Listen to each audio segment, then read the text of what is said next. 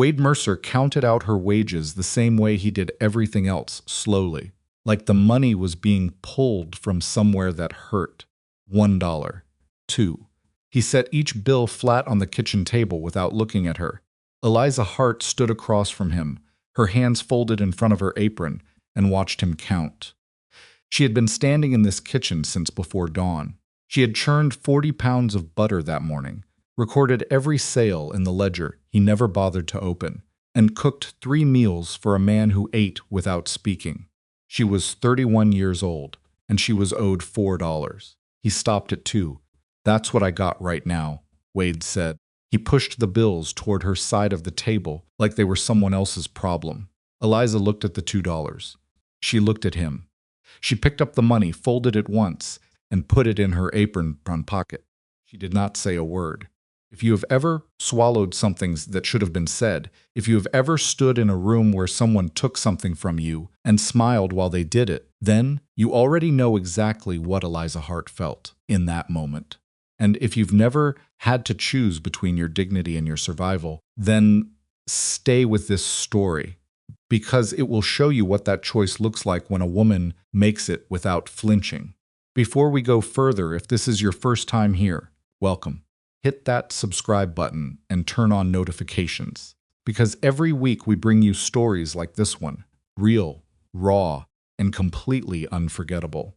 Drop a comment below and tell me what city or country you're watching from. I want to see how far this story travels. And if it moves you, hit the like button. It only takes a second, and it means everything. Now, let's go back to Kansas, 1882, and the woman nobody thought to count. Eliza Hart arrived at the Mercer Ranch on a Tuesday in late March, when the Kansas wind still had teeth and the ground hadn't decided whether it was winter or spring yet. Came by wagon from Dodge City, sitting beside a hardware merchant who talked the entire 40 miles about the price of nails. She had 1 carpet bag, a letter of arrangement with Wade Mercer's name on it, and exactly 11 cents to her name.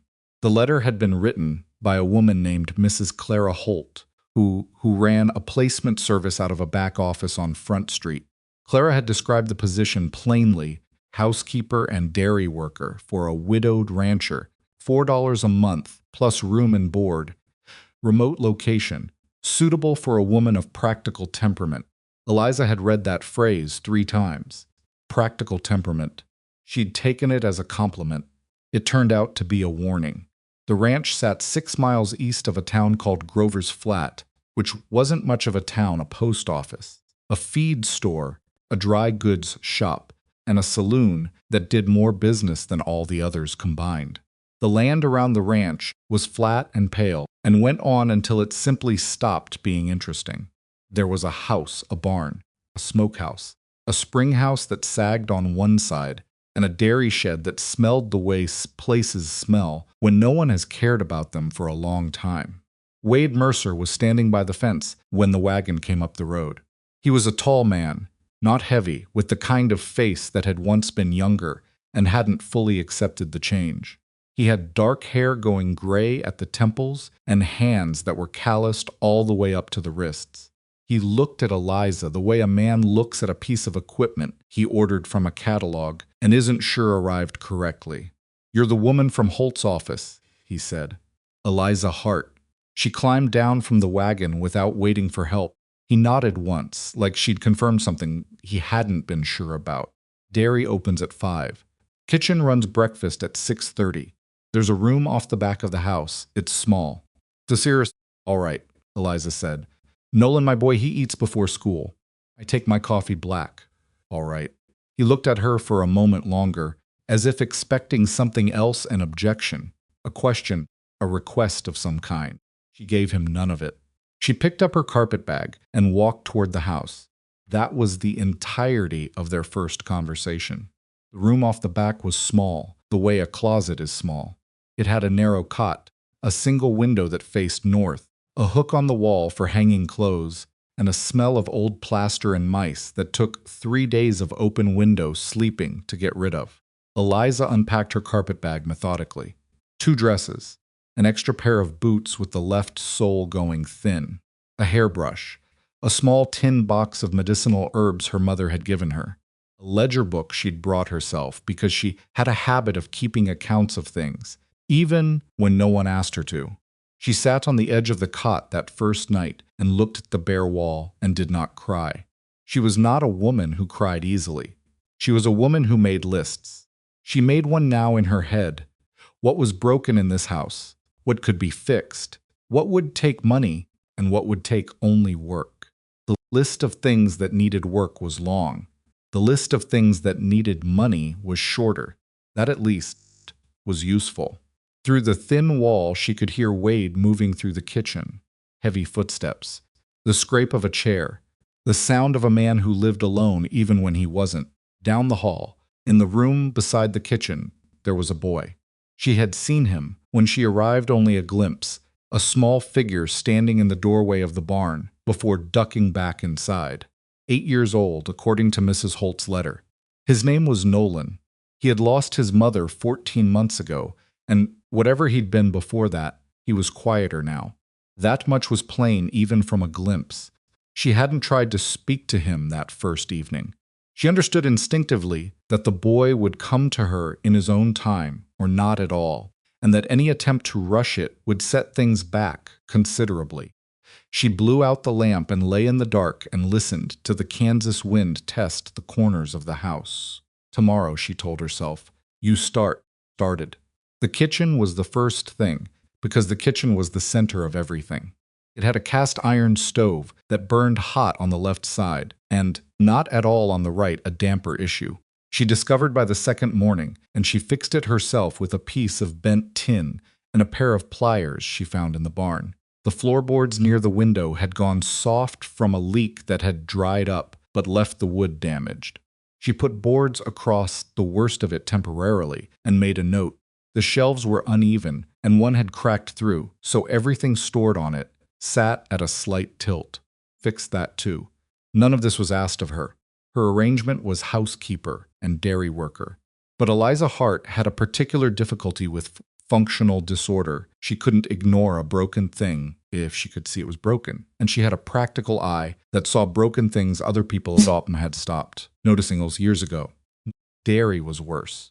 The spring house had been letting in warm air through a gap in the foundation stones, which meant the cream wasn't cooling properly, which meant the butter had been turning faster than it should. Dairy Shed itself had a drainage problem that left standing water near the churning station, and the cheesecloth hanging for straining had gone dark with age and should have been replaced a season ago. The churn itself was sound, but hadn't been properly scraped, and the residue was beginning to affect the flavor.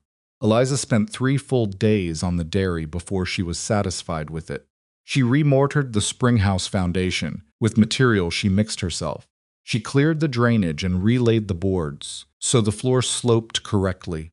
She boiled the cheesecloth twice and hung fresh. She scraped and salted the churn the way her aunt had taught her when she was 12 years old in Indiana, standing on a wooden box to reach the handle. When she churned that Friday, the butter came out pale and clean and smelled the way butter is supposed to smell. She set a crock on the kitchen table that morning. Wade came in for breakfast, poured his coffee, sat down. He reached for the bread without looking at anything in particular. Spread butter on it. He ate it. He said nothing about the butter. Eliza poured her own coffee and drank it, standing at the counter. It was Nolan who spoke first. He came in from the barn one afternoon toward the end of the first week, boots leaving mud on the floor she'd just swept, and stopped when he saw her at the stove. He was a thin boy with his father's dark hair, and something around his eyes that was all his own, a watchfulness that went beyond ordinary shyness. He had been watching her all week from a careful distance, the way you watch something you haven't decided about yet. That smells different, he said. Eliza looked at him over her shoulder. He was staring at the pot on the stove. Bean soup, she said. Put salt pork in it. He considered this. Mama used ham hocks. Ham hocks are better, Eliza said. I didn't see any in the smokehouse. There might be one left. He didn't move from the doorway, corner hanging. She nodded. I'll look tomorrow. Tonight it's salt pork. He stood there another moment. Then he came in and sat at his usual chair and did not say anything else. But he ate 2 bowls, which was more than he'd eaten at any meal since she'd arrived. She did not make a big thing of it. She cleared the dishes and washed them and let it be what it was. But she noted it. Small victories noted. By the end of the first month, the kitchen ran properly, the dairy ran profitably, and Eliza had begun keeping the ranch's account books in her own ledger, because the ones Wade kept, to the extent he kept them at all, were a confusion of loose figures on scraps of paper that bore almost no relationship to what was actually coming in and going out. She had not asked permission to do this.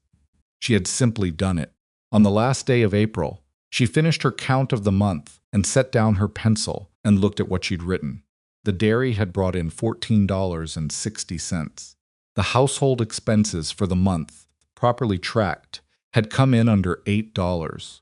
The ranch was, for the first time, what she suspected was a long time, in the black. She waited until after supper to speak to Wade about it. "First month's done," she said. She set the ledger open on the table in front of him. "You brought in $14.60 from the dairy. Under 8 in expenses." Wade looked at the ledger the way he looked at most things that required attention, like it was an inconvenience, dressed up as information. Turned it slightly, read a few numbers, pushed it back.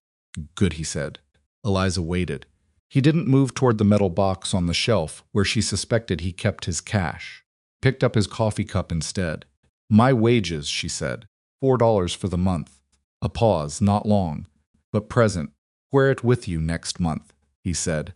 "Got some things coming due." She looked at him steadily. "All right," she said. She took the ledger back to her room. She sat on the edge of the cot. She looked at the wall.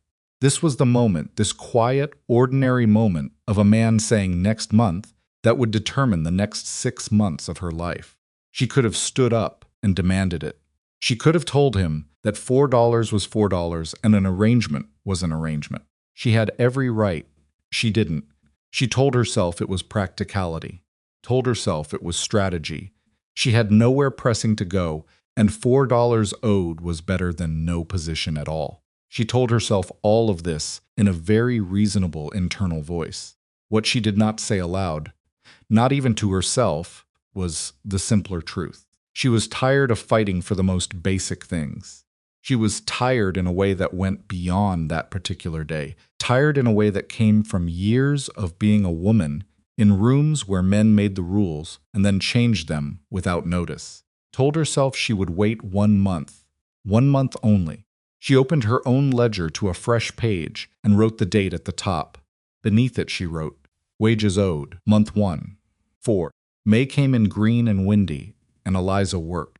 She planted a kitchen garden in the strip of ground along the south side of the house, tomatoes, beans, onions, 2 rows of potatoes.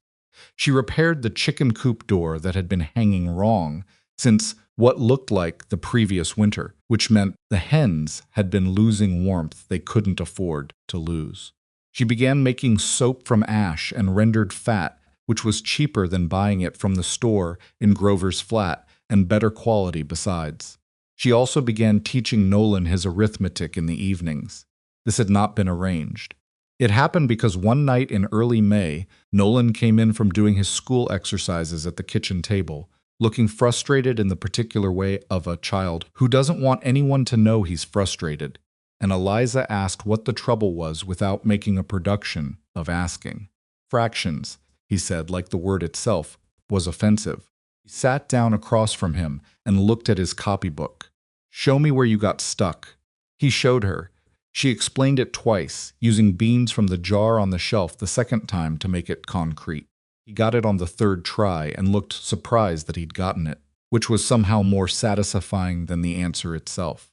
After that, the evening arithmetic became a thing that simply happened. Wade noticed without commenting on it. Eliza didn't offer explanation, and he didn't ask for one. What she did notice, and couldn't quite name at first, was that Nolan had begun leaving a smooth stone on the windowsill above the kitchen sink. She had found it one morning and set it aside, thinking it was something he'd carried in from outside.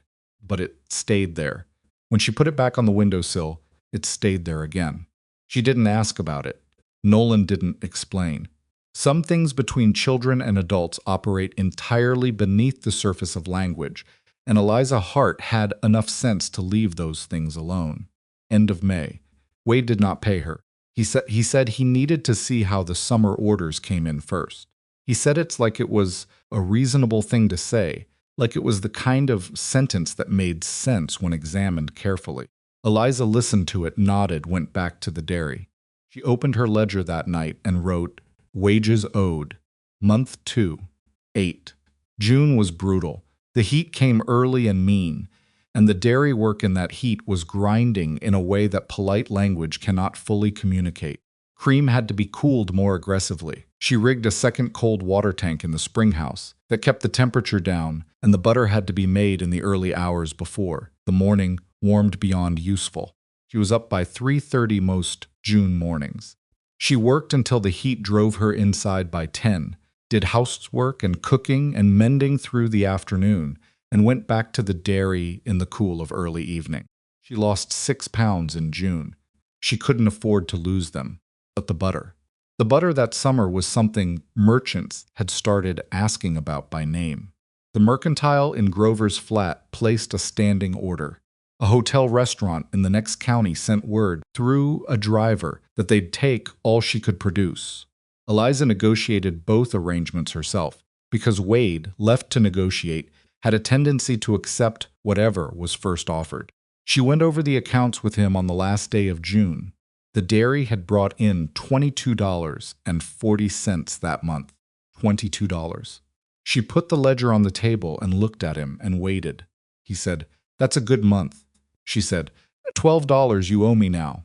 He said, "I know what I owe you." And then he went outside. She stood in the kitchen alone for a full minute. The silence in a room after someone leaves it, without resolving anything, has a specific texture to it, not empty, exactly, but hollow, like a jar that used to have something in it. She went to her room and wrote the date and the number. Month 3, 12. Nolan put a second stone on the windowsill sometime in June. Eliza noticed it when she was washing the breakfast dishes. One morning, 2 smooth, pale stones sitting side by side above the sink. She looked at them for a long moment, then went on with her washing. She understood then what the stones were for. She didn't know when he'd started watching closely enough to know. She didn't know what he was thinking when he placed them there, or whether he meant for her to see them, or whether he placed them more for himself as a kind of record. Only he was keeping. What she knew was this. An 8-year-old boy had noticed something his father either could not see or would not acknowledge. That knowledge sat in her chest in a complicated way for a long time after. July came and went. Wade sold 3 horses to a buyer from Wichita and brought in more cash than he'd seen in months. And still Eliza's wages stayed where they'd always been, in the metal box, in the number in her ledger, in the quiet accumulating weight of a debt that was never spoken about directly and never paid. She was washing mud off the root vegetables she'd pulled for supper when a woman from town named Mrs. Adeline Graves came by the ranch on the pretext of returning a pie dish she'd borrowed from the previous owner's wife. She was a wide woman with a narrow mouth, who looked at Eliza in the kitchen doorway the way women sometimes look at other women they've already decided about. "You're still here, then?" Mrs. Graves said. "Yes," said Eliza. Mrs. Graves said, without quite looking at her, "People do talk, you know. A woman alone in a man's house. People wonder." Eliza looked at her steadily. "Let them wonder," she said. "I work for my wages." Small silence. "Yes, well," said Mrs. Graves, and handed over the pie dish and left. Eliza set the pie dish on the shelf and went back to the vegetables. Her hands were steady. She was proud of that later. But the thing about towns, the thing about small collections of people with not enough to do, is that they don't stop at one comment. The whisper that started with Mrs. Graves moved through Grover's Flat the way whispers do, growing slightly each time it was passed along, picking up implication like a rolling stone picks up mud. By August, the version that circulated had acquired several details that bore no relationship to reality. Eliza heard about it indirectly, from the merchant's wife in town when she came to deliver the dairy order, who told her in the careful, pained way of someone delivering information they feel responsible for but didn't create. Eliza thanked her, loaded the empty crates onto the wagon, and drove back to the ranch. She sat with it for 3 days before she decided what to do about it. What she decided was nothing. She would do nothing about it. She had done nothing wrong. She owed the town no explanation, and she was damned if she was going to let the opinions of people who had never churned a pound of butter in their lives push her out of the only paying arrangement she had. She was also, by this point, $16 owed. $16 did not allow for the luxury of righteous departure. Month 4. 16. She wrote it in her ledger by lamplight and closed the book. August brought a third stone. It appeared on a Monday morning, sitting with the other twos in a small row on the windowsills. 3 smooth stones, pale gray, slightly different sizes, sitting in a line above the sink like small sentinels. Nolan was eating his breakfast when she noticed it. He didn't look up from his bowl. He ate his oatmeal with the focused attention of a boy who is deliberately not drawing attention to something. Eliza looked at the 3 stones for a long moment. Then she turned back to the stove and poured herself a coffee. "You find those down by the creek?" she asked, her back to him. Pause, the sound of a spoon on bowl. "Yeah," said Nolan. She nodded, said nothing else. But something shifted between them that morning, something that didn't need naming, that existed in the space between a woman who understood what a boy was doing and a boy who understood that she understood. It was the kind of compact that gets made without words, between people who have both learned not to trust words too fully. The month of September came, and the dairy hit its best numbers yet, and Eliza sat down with the ledger and looked at the totals and thought, for the first time since she'd arrived on the ranch, that this place could be something, not just viable, something. With the right investment in the herd, with the restaurant order expanded, with the spring pasture properly managed, she could see a shape of what this ranch might be in 5 years. She was not supposed to be thinking in 5-year shapes. She was supposed to be thinking in terms of the train schedule out of Grover's Flat and what a ticket might cost. She told herself firmly that she was not staying because of an unpaid debt and a boy who put stones on her windowsill. She was staying because the work was not finished, and Eliza Hart did not leave work unfinished. She told herself this with less conviction than she would have liked. Month 5. 20. The letter from Harrington arrived on a Thursday in October. It came addressed to her through the post office in town, forwarded from Mrs. Holt's Placement Service. A family in Abilene was looking for a household manager, not a housekeeper, a household manager for a prosperous merchant's home. $6 a month, real room and board. A letter of reference required, which she could provide from 3 previous employers whose names and locations she still carried in the back of her ledger. $6.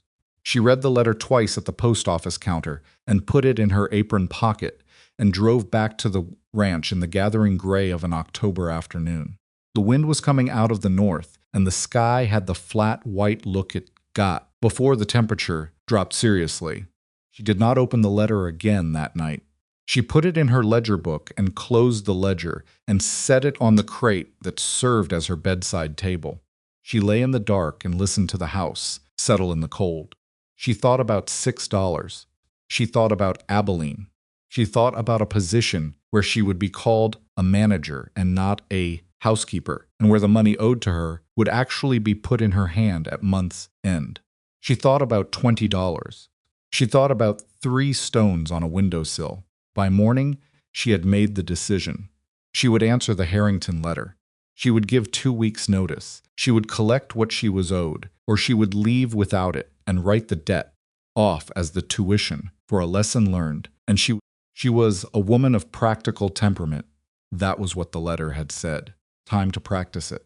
She got up before 5 and went to the dairy and started the morning work.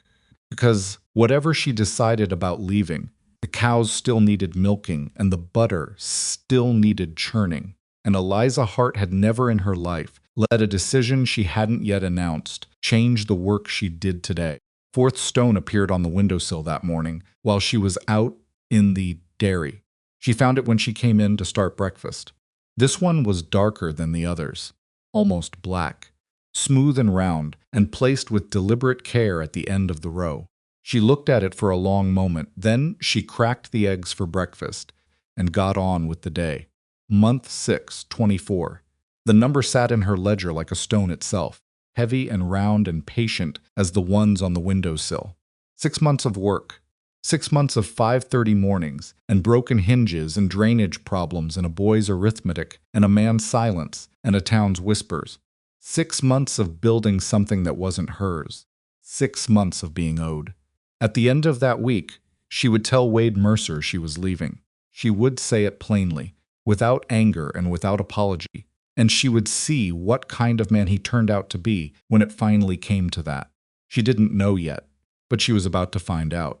Told Wade on a Friday evening, after supper, after Nolan had gone to do his reading in his room, and the kitchen had settled into that particular quiet it got, after the dishes were done. She didn't sit down for it. She stood by the counter with her hands at her sides and said it plainly, the way she'd decided she would. I've taken a position in Abilene. I'll finish out the week, and I'll be on the Monday stage. Wade was sitting at the table with his coffee. He looked up at her. He held the look for a moment longer than was comfortable, and then he looked back at his coffee cup. All right, he said. That was it. That was the whole of it. All right. She had prepared herself for a number of responses. Argument, negotiation, some version of the speech about how much the ranch needed her, how the dairy would suffer, how Nolan had grown attached. She had her answers ready for all of it. She had not prepared herself for all right, said to a coffee cup, with the flat acceptance of a man receiving information about the weather. She went to her room. She sat on the edge of the cot and looked at the wall and noticed, in the way you notice things after a shock, that her hands were slightly cold. She had not expected it to land the way it did, not the leaving itself, but his response to it, the ease of it. She had told herself for weeks that she was owed nothing from this man beyond $24 and a civil goodbye, and she had believed herself when she said it. But all right, to a coffee cup, without looking up, that sat in her chest in a way she hadn't anticipated and couldn't immediately name. She named it eventually, lying in the dark. It wasn't heartbreak. It was something smaller and sharper than that. The particular sting of having given something substantial to a person who accepted it the way you accept any ordinary thing without registering that it cost anything, without acknowledging that something valuable was passing out of their hands. She told herself it didn't matter. She thought about Abilene and $6 a month and a house where she would be called a manager. She thought about a clean start in a town where nobody had whispered anything about her. She thought about those things deliberately and carefully until the cold in her hands went away and she could sleep. Saturday she worked the dairy in the early hours, the same as every morning. The cold had come down hard overnight and the ground was iron stiff when she walked out to the spring house before dawn. Her breath came out in clouds. The stars were still visible, pale and indifferent, and the land lay flat and dark in every direction she looked. She milked. She strained. She churned. The butter came out solid and clean, and she packed it with the same care she always used, even now, even knowing she would not be here to deliver it next week. That was simply how she was built. She couldn't do a thing halfway because she was leaving. It would have felt like stealing something, doing the work badly on the way out. She brought the morning's production in and set it in the cool and came back to start breakfast. And that was when she noticed Nolan standing in the door of the barn. He was dressed for school already, which meant he'd been up early. He had his coat buttoned wrong second button in the first hole, which made one side hang lower than the other. He was looking at her the way he'd looked at her that very first day, that deliberate, watchful calculation of someone who hadn't decided yet what something meant. Kept walking toward the house. "You're leaving," he said. Stopped. She turned to face him. There was no point in softening it or talking around it. He was 8 years old, but he was not a child who benefited from being handled carefully around the truth. Monday, she said, I have a new position in Abilene. He looked at her for a long time. The wind moved between them. He said, Did my father do something wrong? And that question, from an 8-year-old boy who had already lost his mother and was now watching another woman prepare to walk out of his life, that was the one she hadn't prepared for. She felt the sharp, specific edge of it in a way she hadn't felt anything in weeks. No, she said, because the full answer was complicated and he deserved the simple version of it. I have a better opportunity. That's all. He looked at her another moment. Then he turned and went back into the barn. She stood in the yard for a moment before she went inside. She fixed breakfast. She set the table. She put Nolan's oatmeal on first because he needed to leave before Wade sat down, and she made it the way he liked, not too thick, with a spoonful of the dark molasses from the jar on the second shelf. She had learned that about him by the 3rd week. Small preferences. The way you learn a person when you live in close quarters with them and pay attention to what they don't say. Nolan came in from the barn and sat at his desk. He ate without speaking.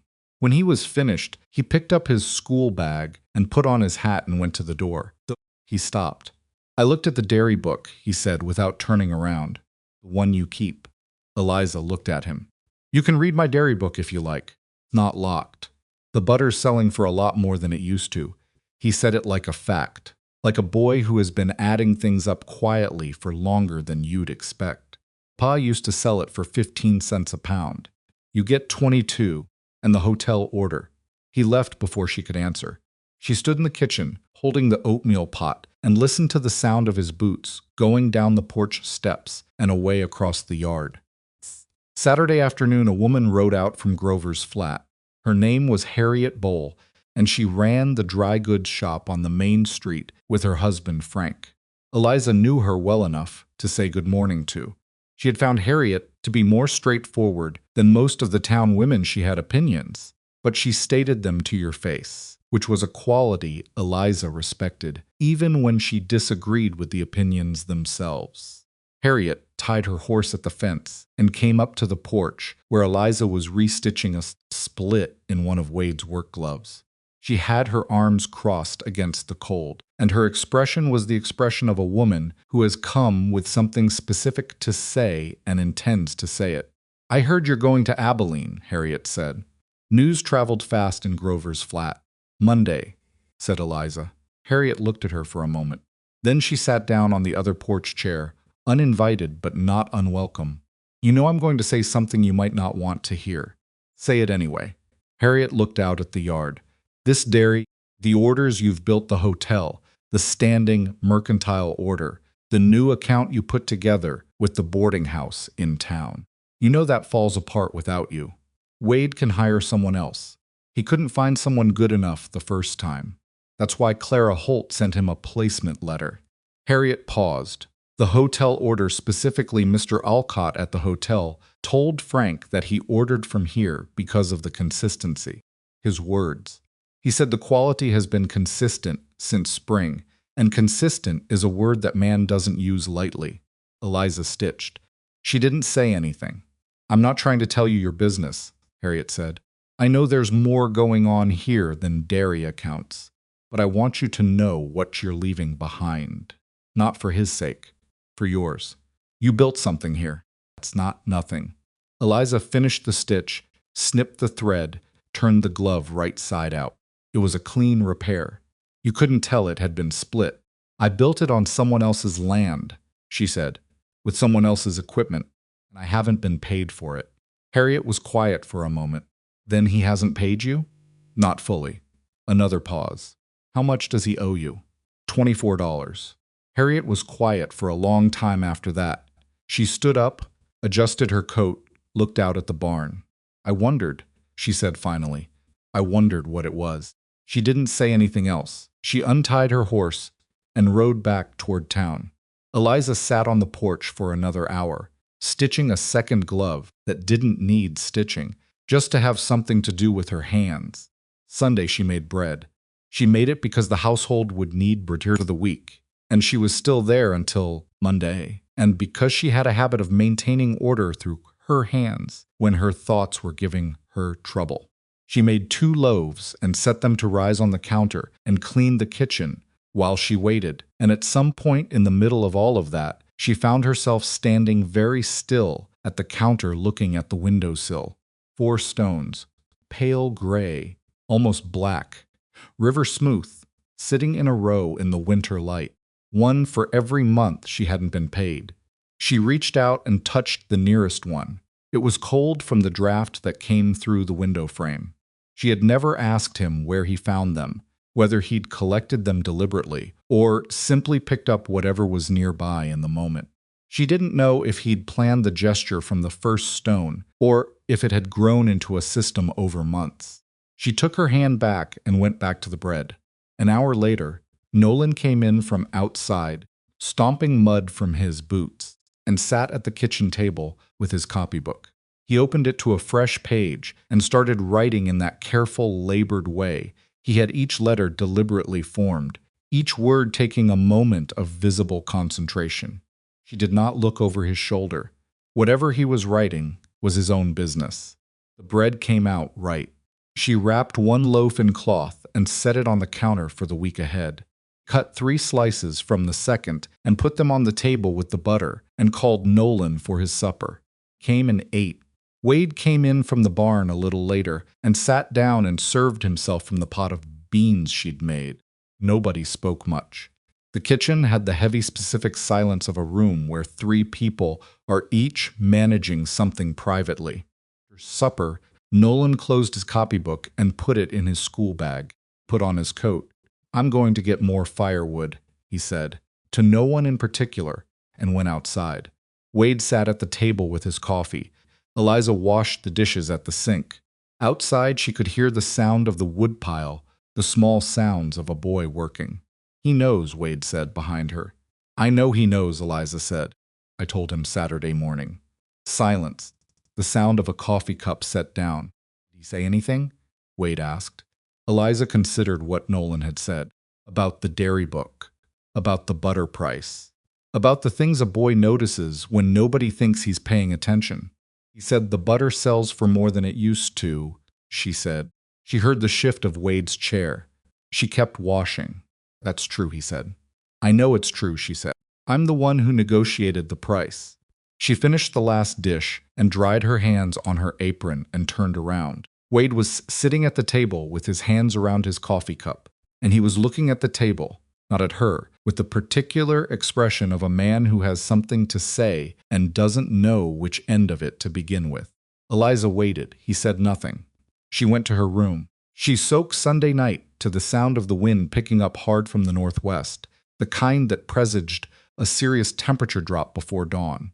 She lay in the dark and listened to the house creak and thought about the spring house she'd reinforced the foundation herself. But the north-facing wall still had a gap she'd never gotten around to properly sealing. And if the temperature dropped below 15, the cream would freeze, and the cream freezing would be a loss she hadn't planned for. It wasn't her problem. As of Monday morning, it would not be her problem.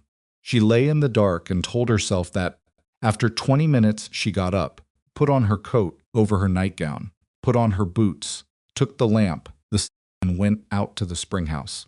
The gap was where she remembered it. She stuffed it with the oilcloth she'd left on the corner for exactly this possibility and weighted it with a flat stone and stood back and looked at it and decided it would hold until morning. The cream was cold but not frozen. The butter crock was solid and fine. She stood in the cold spring house with the lamp and looked at the work she'd done on this small building over the course of 6 months. The remortared foundation, the relaid drainage stone, the second cold tank she'd rigged in July, the new cheesecloth, pared roof patch over the northeast corner. She had rebuilt this place without being asked to. She had done it because it needed doing, and because she was the kind of person who fixed things that were broken if she could see them and had the means. She went back to bed. She did not sleep again until close to 4. Monday morning she rose at 5 as she always did. She dressed. She went to the dairy and did the full morning's work, milking, straining, churning, because The dairy needed doing, and she was still there. When she came back to the house at 7, she started breakfast. Biscuits, because she had the time, and because Nolan liked them. She had her carpet bag packed and sitting by the door of her room. Everything she'd come with, and nothing she hadn't. The stage from Grover's flat left at 10 in the morning. She had a ride arranged with the Garner boy who drove the feed wagon into town on Mondays. He'd be at the gate by 9. Nolan came to breakfast without his school bag. She noticed that. He sat down and picked up his biscuit and put it down again, and she could see from the set of his shoulders that something was working in him that hadn't resolved itself yet. "Your bag," she said. "It's Monday," he said. "School starts at 8. I know when school starts." He looked at his plate. "I'm not going today." Eliza looked at him. "Yes, you are. I don't want to." She brought her coffee to the table and sat down across from him. Not something she usually did. She typically ate standing, or after the family had finished. But this morning, she sat down Nolan. She said, "Look at me." He looked at her. His eyes were dry, but barely. "I need you to hear something, and keep it," she said. "Can you do that?" He nodded, small and tight. "What you did this summer, the stones, the things you noticed, the way you paid attention to your father's ranch, that was good work. That's not nothing. You hear me? That's not a small thing." He was pressing his lips together now, doing what 8-year-old boys do when they're working hard against something. "But I need to go. That's a true thing, and it isn't your fault, and it isn't something you could fix." She paused. "Can't fix everything, Nolan. You're 8 years old. That's not your job," he said very quietly. "Then whose job is it?" And Eliza Hart, who had an answer for most things, sat with that question for a moment without one. "Your father's," she said finally. "That one is your father's." Nolan looked at her for a long moment. Then he got up and got his school bag from the hall. He came back through the kitchen and didn't look at her as he passed, but he stopped at the door. "I put a new stone on yesterday," he said, to the door. "5th one." Eliza looked at the windowsills. There it was, 5th stone. She hadn't noticed it in the dark of this morning's early start. It sat at the end of the row, smaller than the others, white as chalk. She looked at it until she heard the door close behind him. Wade came in from the barn just before 8. He washed at the basin by the door. He dried his hands on the cloth. He sat down and served himself from the pot and ate without raising his eyes from the plate. Eliza was washing the mixing bowl. She was not going to make this easy for him. She was not going to fill the silence with something convenient. After a while, he said, "Stage leaves at 10. I know when the stage leaves. Garner boy coming to get you?" 9 o'clock. He nodded, kept eating, put his fork down, picked it up, set it down again. Eliza. What? He didn't answer immediately. She kept her back to him and waited. The wind had died down overnight, and the morning was gray, and still, the kind of still that came before a sky, made up its mind about something. "Dairy order with the hotel," he said. "Alcott, does he need a letter from you, or will he work with whoever I bring in next?" Turned around. She looked at him. He was looking at the table. "That," she said, "is what you want to ask me." He looked up. His face was difficult to read. It was always difficult to read. He had a face built for holding things in. "I'm trying to figure out what needs managing after you go," he said. "You should have figured that out 6 months ago," she said, "when you first owed me money." The words came out clean and direct. She hadn't planned them exactly that way, but she didn't take them back. Wade was quiet for a long time.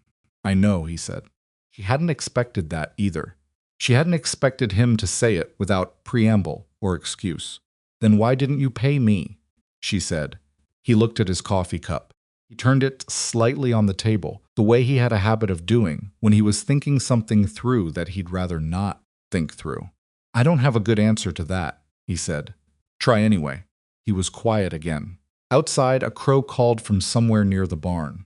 The sound of it carried in the still morning air, sharp and ungracious. "First month," he said slowly. "I was short. That part was true. After that." He stopped, started again. "After that, it got harder to start. Every month I didn't pay you. It got harder to be the man who would walk up and say, 'Here's what I owe you.' I kept thinking, if I just got ahead enough, if the ranch got far enough in the clear, I could put the whole thing in your hand at once, and that would be different than letting it drag month by month. Eliza listened to this. That's not a good reason, she said. No, he said. It's not. That's a reason for you. It's not a reason for me. I know that too. She picked up the mixing bowl and dried it and put it on the shelf. Her hands were steady. She was proud of that, quietly, in the background of everything else she was feeling. Alcott will work with whoever you bring in next, she said, but he'll want consistency. The quality has to stay consistent. That's the word he used, consistent. Don't let whoever you hire cut corners on the cream cooling. It's where it starts going wrong. Wade looked at her. The second cold tank I put in the spring house in July, she continued. That's what keeps the temperature right through summer. Don't let anybody take it out to make room. It looks like extra work, but it's doing something. He was still looking at her. There was something happening in his face that she couldn't quite place. And the Harrington account, she said. I never finalized that. I sent a letter, but I haven't heard back yet. If you get a reply, say yes. The volume is large enough that it would change your numbers for the season. Eliza, he said. What, stop? She stopped.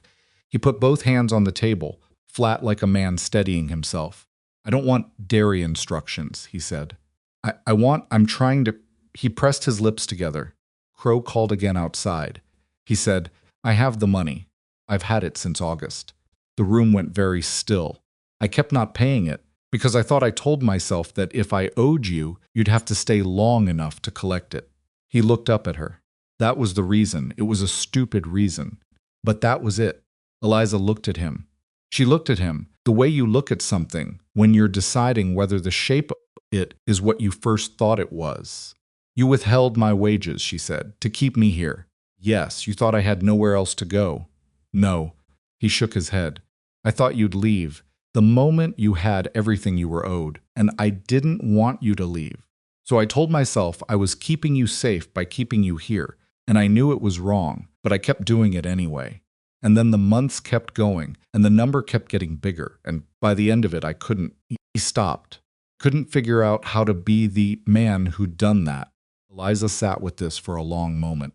She sat with a strange, complicated feeling of hearing a man describe something that was, on every practical level, a wrong done to her, a real withholding, a deliberate one, and having the reason for it be something she hadn't anticipated. Something that came from a kind of fear she recognized, even if the expression of it was inexcusable. She didn't forgive it in that moment. She wasn't built for instant forgiveness. She filed it under things that required further thought. I have a stage to catch, she said. I know, he stood up. He went to the shelf where the metal box sat. He brought it down and opened it and counted out the bills and set them on the table. $24, in careful stacks.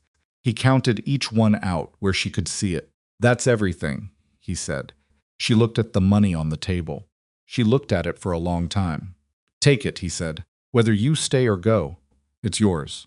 That's yours regardless. She crossed to the table and picked up the money and folded it and put it in her apron pocket. $24. 6 months. 4 stones on the windowsill, 5 now. A 5th she hadn't been there to see placed. Outside on the road, she heard the sound of a wagon coming. Garner's boy. 9 o'clock as arranged. She went to her room and picked up her carpet bag and stood in the doorway. Wade was still standing by the table with the empty metal box in his hands. The Harrington account, he said very quietly. What was the letter going to offer? She looked at him. He looked back, and something in the room shifted the way. Rooms shift when something that has been poised for a long time finally moves, when the thing that's been sitting at the top of the incline finally decides which way it's going to go. She was not a romantic woman. She did not believe in signs or in things working out because they were meant to. She believed in accounts and in the work done, and in what could be demonstrated, and in what was actually true. And what was actually true was this. She had built something here. Not just the dairy, not just the accounts, or the repaired spring house, or the kitchen that ran right. She had built something in this house that she could see even now, even standing in the doorway with her bag in her hand in the way Nolan ate breakfast, in the way the stove drew evenly on both sides, in the straight line of 5 stones on the windowsill above the sink, in the number 24 that was now folded in her apron pocket. The wagon was at the gate. She could hear it. Harrington was offering $8 a month, she said. Full household management. Wade looked at her. I wrote back yesterday, she said. I told them I wasn't available. The silence that followed was not the hollow silence of something emptied out. It was a different kind altogether. She set her carpet bag down beside the door. She did not unpack it. Not yet. That was a separate conversation, and it would need to be a real one, with real terms and real understanding, and she was not a woman who skipped steps just because the direction had changed. But she went to the window and opened it enough to put her hand through, and she straightened the 5 stones where the draft had shifted them slightly, and she closed the window again. You'll need to go tell the Garner boy I won't be needing the ride, she said. Wade put the metal box back on the shelf. He went outside. The carpet bag stayed by the door for 3 days. Eliza didn't move it deliberately. She simply didn't unpack it, and neither she nor Wade mentioned it, and it sat there beside the door of her room, like a question that both of them had agreed, without agreeing, to leave unanswered for the time being. This was not a resolution. She was clear about that in her own mind. She had stayed, and she had her money, and those were 2 facts. But they were not the same as an understanding, and Eliza Hart did not build her life on things that felt like understandings without actually being them. What she had told Wade on Monday morning was that she was not available for the Harrington position. What she had not told him was anything about what came next. She had set her carpetbag down and sent the Garner boy away and gone back to the kitchen and started the lunch preparation.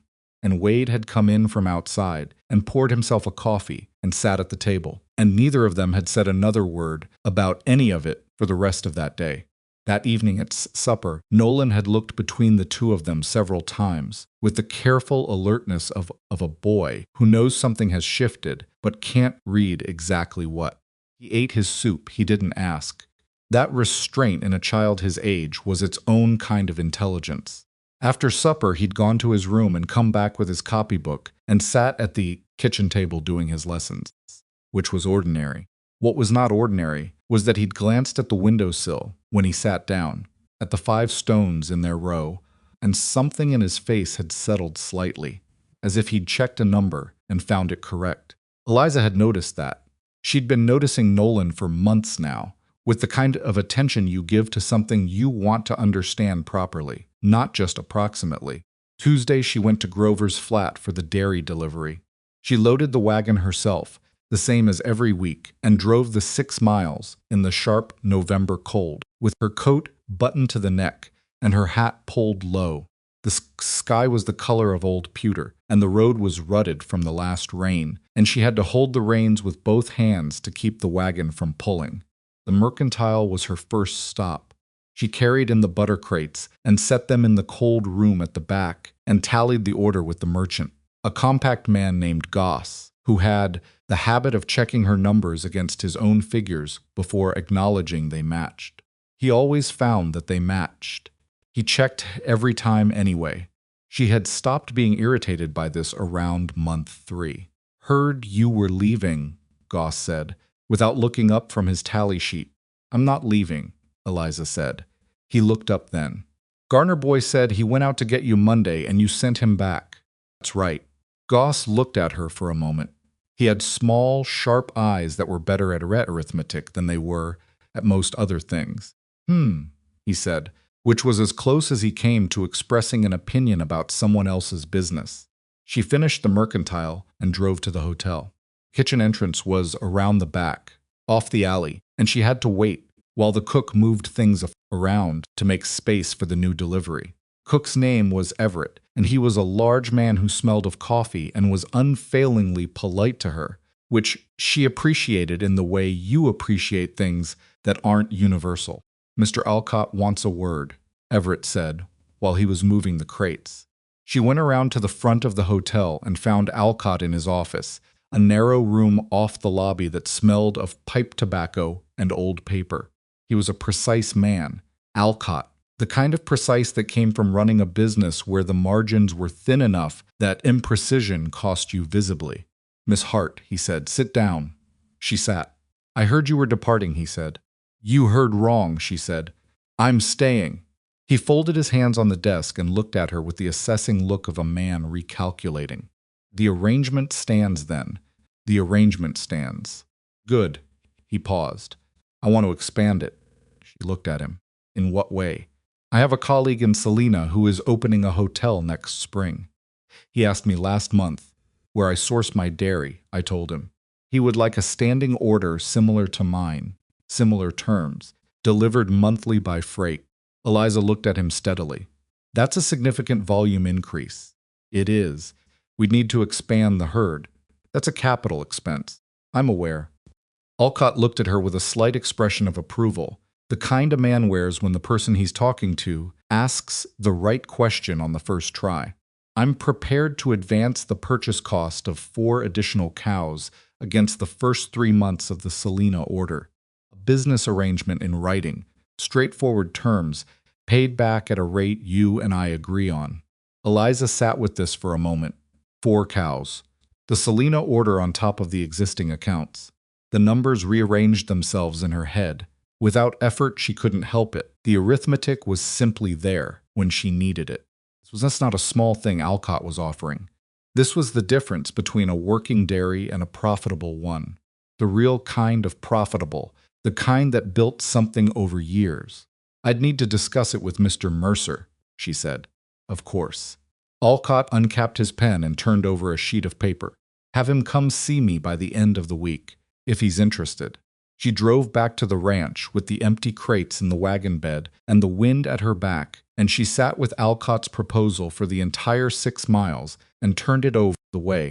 She turned over anything that mattered, looking at the edges of it, checking for the places where it could go wrong, finding the shape of it in the practical reality of soil and cows and weather and the kind of men you were dealing with and what they actually meant when they made offers. By the time she came up the road to the ranch gate, she had formed an opinion. She found Wade in the barn, doing the afternoon work, and she told him about Alcott's offer plainly, the same way she'd have told any business partner, because that, she had decided, was the frame she was going to put around this until something more specific was agreed. Wade listened without interrupting. When she was done, he was quiet for a moment, turning a piece of harness over in his hands.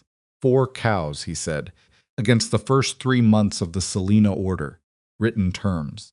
"And you trust Alcott?" "I trust his interest," she said. "He wouldn't offer this if it didn't serve him." That's the best kind of trust, the kind where the other person's interest runs in the same direction as yours. Wade looked at the harness in his hands. "You'd run the accounts." It wasn't entirely a question. "I run the accounts now," she said. He set the harness down. He looked at her for a moment. In that way he had not quite direct, coming at something from an angle, the way a man looks when he's thinking something he isn't sure yet how to say. "I'll go see Alcott Thursday," he said. She nodded. She left him to the barn work and went back to the house to start supper. That night after supper, after Nolan had cleared his school things from the table and gone to wash up, Wade stayed in his chair rather than taking his coffee to the other room the way he usually did. Eliza was putting away the last of the dishes. She heard him shift in the chair and knew he was working up to something. "About Monday," he said. She kept her back to him. "What about it?" I said the truth, but I didn't say all of it." She turned around and looked at him. He was looking at the table. "All right," she said. "When you told me Friday you were leaving." He stopped, picked it up again. "I said all right, and I know how that sounded. Like I didn't care." "It sounded like you didn't care," she said. "I know." He turned his coffee cup in that slow circle on the table. "The truth is, I didn't know what to say, because everything I could have said at that point was going to come out wrong. Everything I could have said was going to sound like a man trying to keep a woman around who had every right to go, and I'd already done enough of that without the words." Eliza looked at him. He was not a man who spoke in long sentences. She had learned that about him the same way she'd learned everything else by paying attention over time. What he said now was about as close to a sustained personal statement as she had ever heard from him, and it cost him something to say it. She could see that. "The money should have been yours every month," he said. "Only thing without complication. That's straightforward wrong, and I don't have any angle to put on it, and that makes it better." "No," she said, "you don't." "I'm not asking you to put it behind you," he said. "I'm asking you to know that I know what it was." The kitchen was quiet. The fire in the stove had settled to a low, even burn. Through the wall, she could hear the faint sound of Nolan moving around in his room. "Wade," she said. He looked up. "I need things to be named clearly," she said. "I can't live inside something that isn't spoken." "I won't do that." "What do you want named?" "What I am here," she said.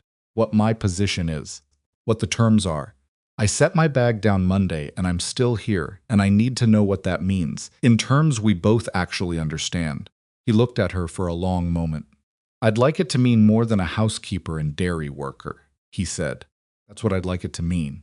"That's not a term," she said. "That's a direction." Something shifted in his expression that was close to a smile, though it didn't fully form. "You don't make anything easy." "No," she said. "I don't." He put both hands flat on the table again. "All right, clearly named. I am asking you to stay on this ranch, not as an employee, not as a housekeeper, and not as someone I owe money to. I'm asking you to stay as a person who has a stake in this place, an equal say in decisions, your name on the accounts." He paused. "More than that, eventually, if that's something that's possible. But I'm not going to say more than that until I know whether this much is even something you'd consider." Kitchen held the words after he stopped. Eliza looked at this man, this difficult, closed off, imperfect man who had withheld her wages out of a fear she almost understood and made her wait 6 months to hear anything resembling what he'd just said. This man whose son put stones on windowsills and whose ranch had been failing before she arrived, and whose face still wasn't fully comfortable saying true things out loud. She looked at him for a long time. "I'll think about it," she said. He nodded. He picked up his coffee. He took it to the other room. She stood in the kitchen and thought about it. Nolan came home from school the next day, in a state she recognized, but hadn't seen from him in a while, that coiled, over-controlled quiet that meant something had happened, and he hadn't figured out what to do with it yet. She let him eat his afternoon biscuit in silence. She let him sit for a while. She knew from 6 months of practice that pushing too early sent him further in. After a while he said, "Tommy Graves said something. Harriet's boy." She had suspected. Tommy Graves was 10 years old and had inherited his mother's habit of leading with the most painful available fact. "What did he say?" Eliza asked. He said, "His mother told his father that you and Pa." He stopped. His jaw was tight. "He said things about you staying here." "True." Eliza looked at him steadily. "What did you do?" He looked at his biscuit. "I told him to take it back, and he didn't." She waited. "So I hit him," Nolan said to the table. Eliza was quiet for a moment. She was not going to tell him he shouldn't have, because she understood why he did, and because the truth was more complicated than shouldn't have. But she was also not going to tell him it was the right solution, because it wasn't, and he was old enough to understand that. "Did you get him to take it back?" she asked. "No," Nolan said. "He just cried. So now you have a boy who said something wrong, who cried, and who is going to tell his mother that you hit him. And what do you think happens next?" Nolan pressed his lips together. He was thinking it through. "Mrs. Graves comes here." "Probably," Eliza said. "And Pa will be— your father will handle your father's part of it," she said. "What I'm asking is what you're going to do with your part." He was quiet for a long time, long enough that she got up and poured herself a coffee and came back. "Tommy didn't know it was wrong," he said finally. "He just said what his mother said." "That's right," Eliza said. "But it was still wrong." "Yes. So hitting him didn't fix the wrong part. It just made him cry." "That's about right," she said. He sat with that for a while. "Then, what was I supposed to do?" "I don't know for certain," she said honestly. "But usually when someone says something that isn't true, the best thing you can do is stand in front of the truth and let the rest of it fall down around it. The truth is heavy. Other things are lighter. Given enough time, the truth wins." He looked at her. That takes a long time. It does, she said. That's the part nobody likes. He ate the rest of his biscuit. I'm going to have to say sorry to Tommy, he said. Came out like a verdict he'd rendered against himself. Probably, she said. You don't have to like it. I don't like it. I know. She got up and took her coffee to the counter and started the supper preparation, and Nolan sat at the table for a while longer and then took his school bag to his room. And that was the end of that conversation, or the end of the part that needed words. Adeline Graves came the following afternoon. Eliza saw her from the dairy shed, the woman's horse coming up the road at a purposeful pace, the particular posture of someone who has arranged themselves around a complaint. She finished what she was doing, wiped her hands, and came in through the kitchen door. Wade was already on the porch when Mrs. Graves arrived, which meant he'd seen her coming too.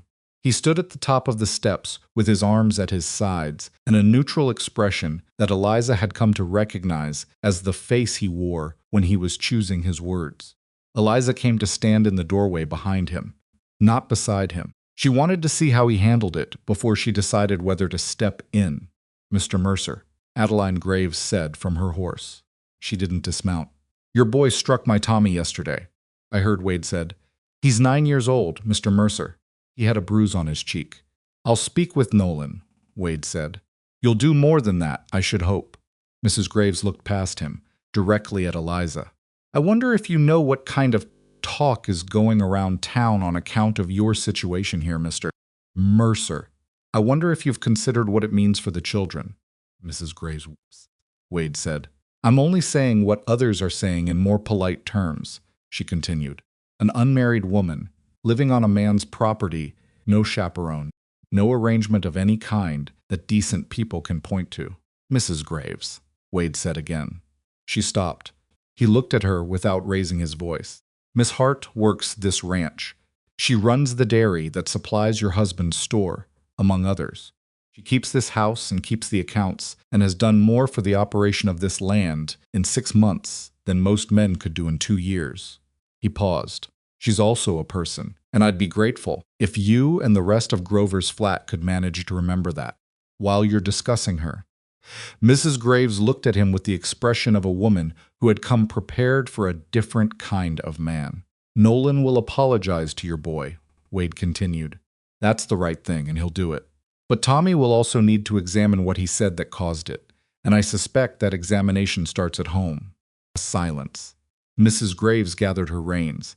She looked once more at Eliza in the doorway, and whatever she saw there, Eliza was not sure what it was made. The woman's expression shifted very slightly, from righteous to something more complicated. She rode away without saying anything further. Eliza looked at Wade's back. He was still standing at the top of the porch steps, watching the road. You didn't have to do that, she said. He turned around. Yes, I did, he said. She was wrong. He went inside. Eliza stood on the porch for a moment, in the cold air. Then she went back to the dairy, because the afternoon work was still there to do. The conversation with Nolan happened. That evening after supper, with Wade sitting across the table from his son and Eliza at the counter, and none of them pretending she wasn't part of it. Wade said what needed saying, directly, without turning it into a lecture. He told Nolan that defending someone wasn't wrong, but that hitting a 9-year-old boy who repeated what his mother told him didn't fix the thing that needed fixing. He said it quietly, and Nolan listened with his hands flat on the table, not defending himself. I already know I have to say sorry, Nolan said. I know you know, Wade said. I'm going to do it tomorrow, all right. Nolan looked at his father for a moment. What you said to Mrs. Graves, he said. I heard it from upstairs. Wade looked at him. Did you mean it? Nolan asked. I said it, Wade said. That means I meant it. Nolan looked at Eliza. He looked at her the way he'd looked at her that very first morning, when she'd explained fractions with beans from the jar like something had been confirmed that he'd been carrying as a question for longer than was comfortable. He got up and took his plate to the basin and went to his room. Eliza washed the dishes. Wade finished his coffee. Neither of them said anything else that night, but the quality of the silence was different from the hollow kind. It was the silence of a house where people are thinking about the same things without yet having the words for them. Wednesday evening, Nolan came to the kitchen table with his copybook. This was not unusual.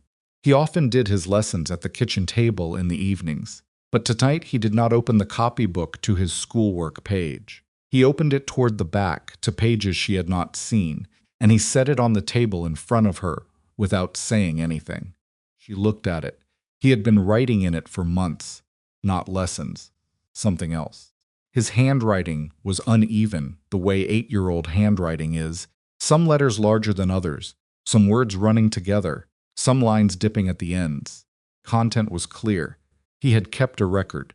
Not in any organized way, not in a way that had been planned from the start. It was clear from looking at it that it had grown into itself over months, beginning as a few sentences and expanding as he added more. But it was a record all the same, what Eliza had cooked, what she had fixed. The days she had gone to town for the dairy delivery. The evenings she had sat with him doing arithmetic. The night in September, when Nolan had been sick, and she had stayed up until almost 2 in the morning with a steam cloth and a pot of broth. He had written it all down, in that careful labored hand, month by month. She read through it slowly. He stood beside the table and watched her read. When she got to the most recent pages, November, she stopped at an entry that read, E. Fixed the spring house again in the cold. Pa did not see her go out. She went alone at night, so the cream would not freeze. She had not known he'd seen that. She looked up at him. You saw me go out, she said. I woke up and heard the door, he said. I looked out my window. She looked back at the copybook.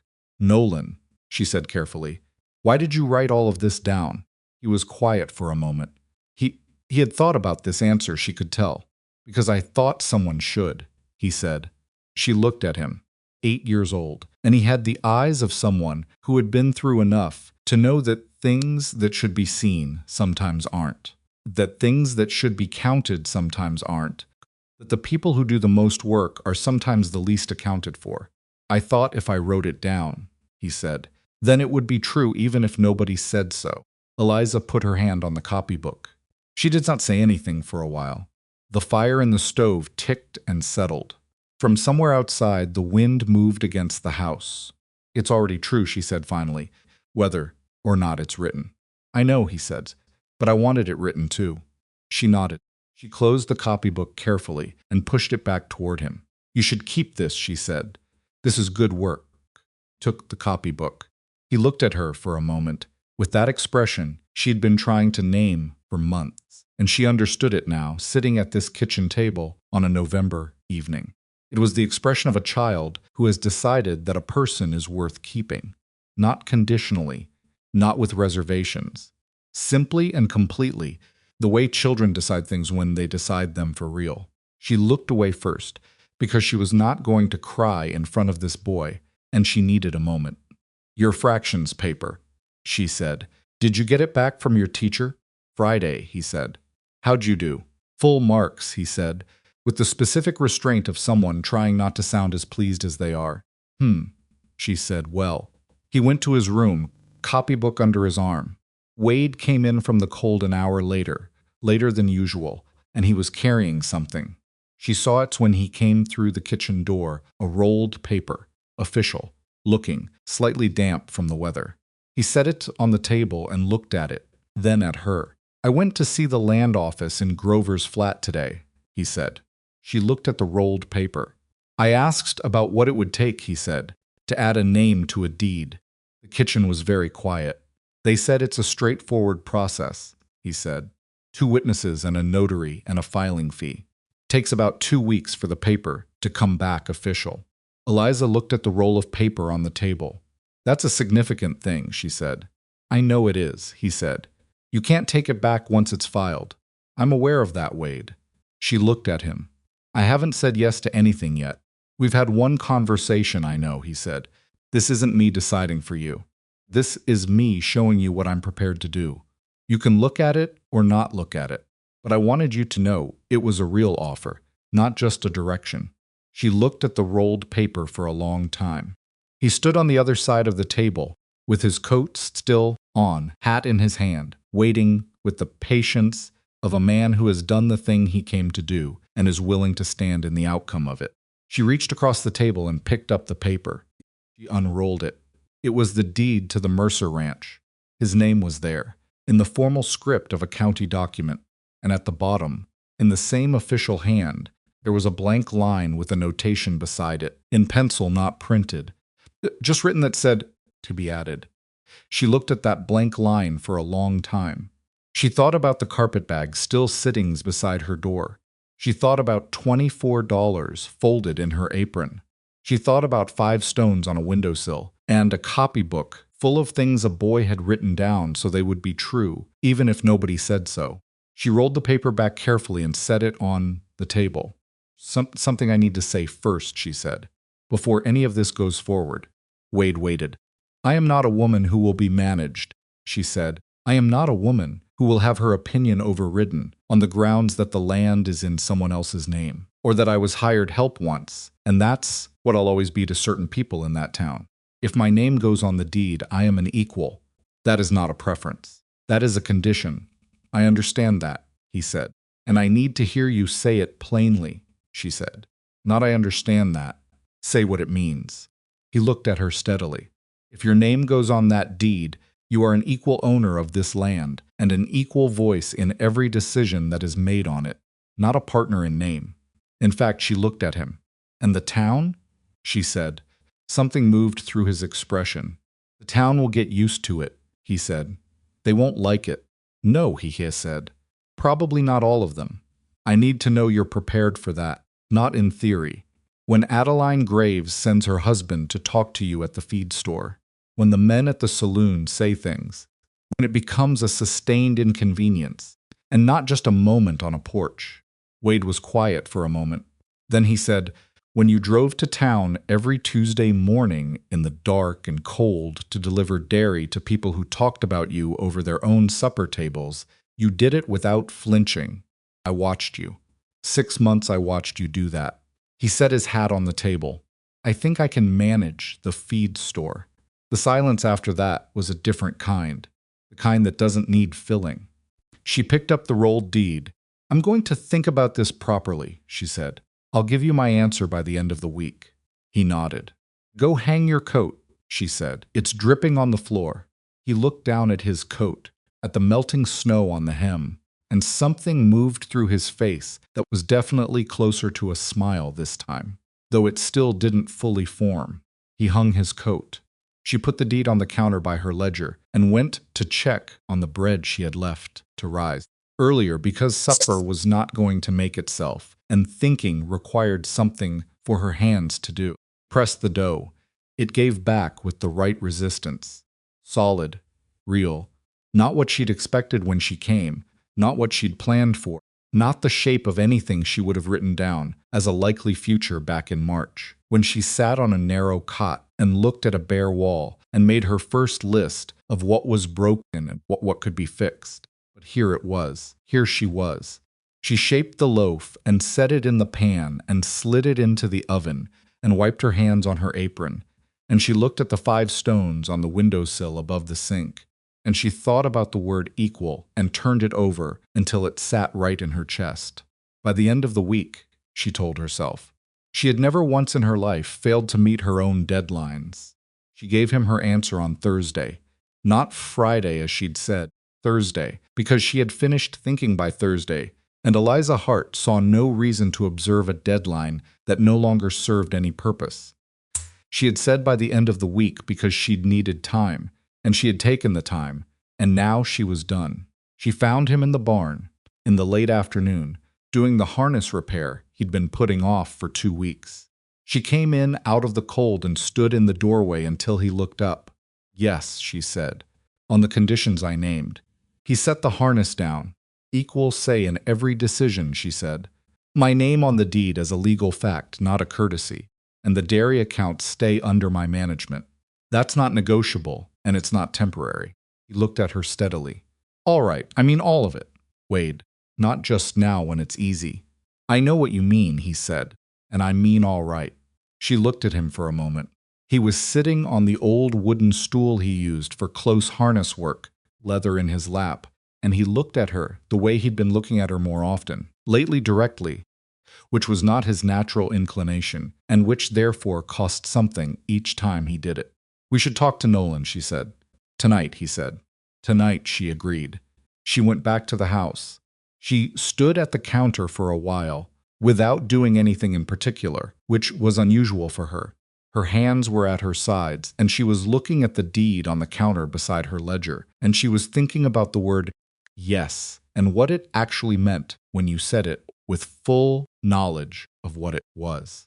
It meant staying. It meant this kitchen and this cold, and these 6 miles of flat Kansas road, and a town that had already made up its mind about her and would have to unmake it.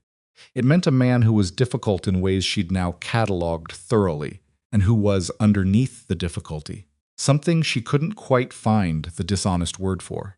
It meant a boy who kept a record in a cop book because he understood that some things needed to be written down to stay true. It meant the ranch, her ranch, half of it legally, permanently, irrevocably hers. She was not sentimental about it. She was clear-eyed and practical about it, the way she was clear-eyed and practical about everything. But she was also honest with herself, which meant acknowledging that practical and sentimental were not always as opposite as people like to pretend, and that the thing she felt standing at the kitchen counter with her hands at her sides was not nothing, and that not nothing was worth naming, even if you named it only to yourself, privately, in the quiet of a Thursday afternoon. She started supper. That evening after supper, Wade asked Nolan to stay at the table. Nolan sat with his hands around his milk cup and looked between the two of them with that watchful, careful expression, reading the room the way he always did, checking for what kind of news this was before it arrived. Wade said it plainly. That was what she'd asked of him, plainness, and he delivered it. He told Nolan that he had asked Eliza to stay permanently on the ranch, not as a housekeeper, and that she had said yes, and that the arrangement would be formalized in the coming weeks with her name on the ranch deed as an equal owner. He said it plainly. He also said that there would be more to it than that, eventually, and when everything was done properly and in order, which was not plain, but was specific enough that Nolan was 8 years old and understood what eventually meant in that context. Nolan listened to all of it. When Wade finished, Nolan looked at Eliza. "You're actually staying," he said. Not a question exactly. More like a fact he was pressing to test if it held. "I'm actually staying," she said. He looked at the table. He was doing the thing where he worked against something jaw tight, hands still, managing whatever was moving through him by sheer deliberate stillness. "Nolan," she said. He looked up. "You don't have to manage it," she said. "It's good news. You're allowed to let it be good news." Something in his face cracked open, very briefly, in the way children's faces do when they've been holding something carefully for so long that permission to put it down catches them by surprise. It was over in a second, that expression, and then it was gone, and he was himself again, contained and watchful. But she had seen it. She would remember it for a long time. "Okay," he said. He picked up his milk. He drank it. He set the cup down. "Can I go to my room?" "Yes," Wade said. He went. They heard his door close, and then they heard, very faintly, through the wall, the sound of a boy, exhaling in the specific releasing way of someone who has been holding their breath for a long time. Wade looked at the table. Eliza looked at her coffee. "He's been scared since his mother died," Wade said quietly, "that anyone else would leave." "I know," she said. "I should have paid more attention to that, to what he was watching and what he was afraid of." "You're paying attention now," she said. "That counts." He nodded, slowly. He turned his coffee cup in that slow circle. "I'm going to be better at this," he said. "I'm not saying that to sound like a man who says things. I mean it as a statement of intent." She looked at him. "I know the difference," she said, "between those two things." "I know you do," he said. "That's part of why I said it." The next morning, she walked her carpet bag from the door of her room to the wardrobe and unpacked it. 2 dresses, an extra pair of boots, a hairbrush, a small tin box of herbs, personal ledger. She put each thing in its place, in the wardrobe that had been empty for 6 months. except for the 2 items she'd hung there in the first week and never expanded beyond. She put her boots on the floor. She put the tin box on the shelf above.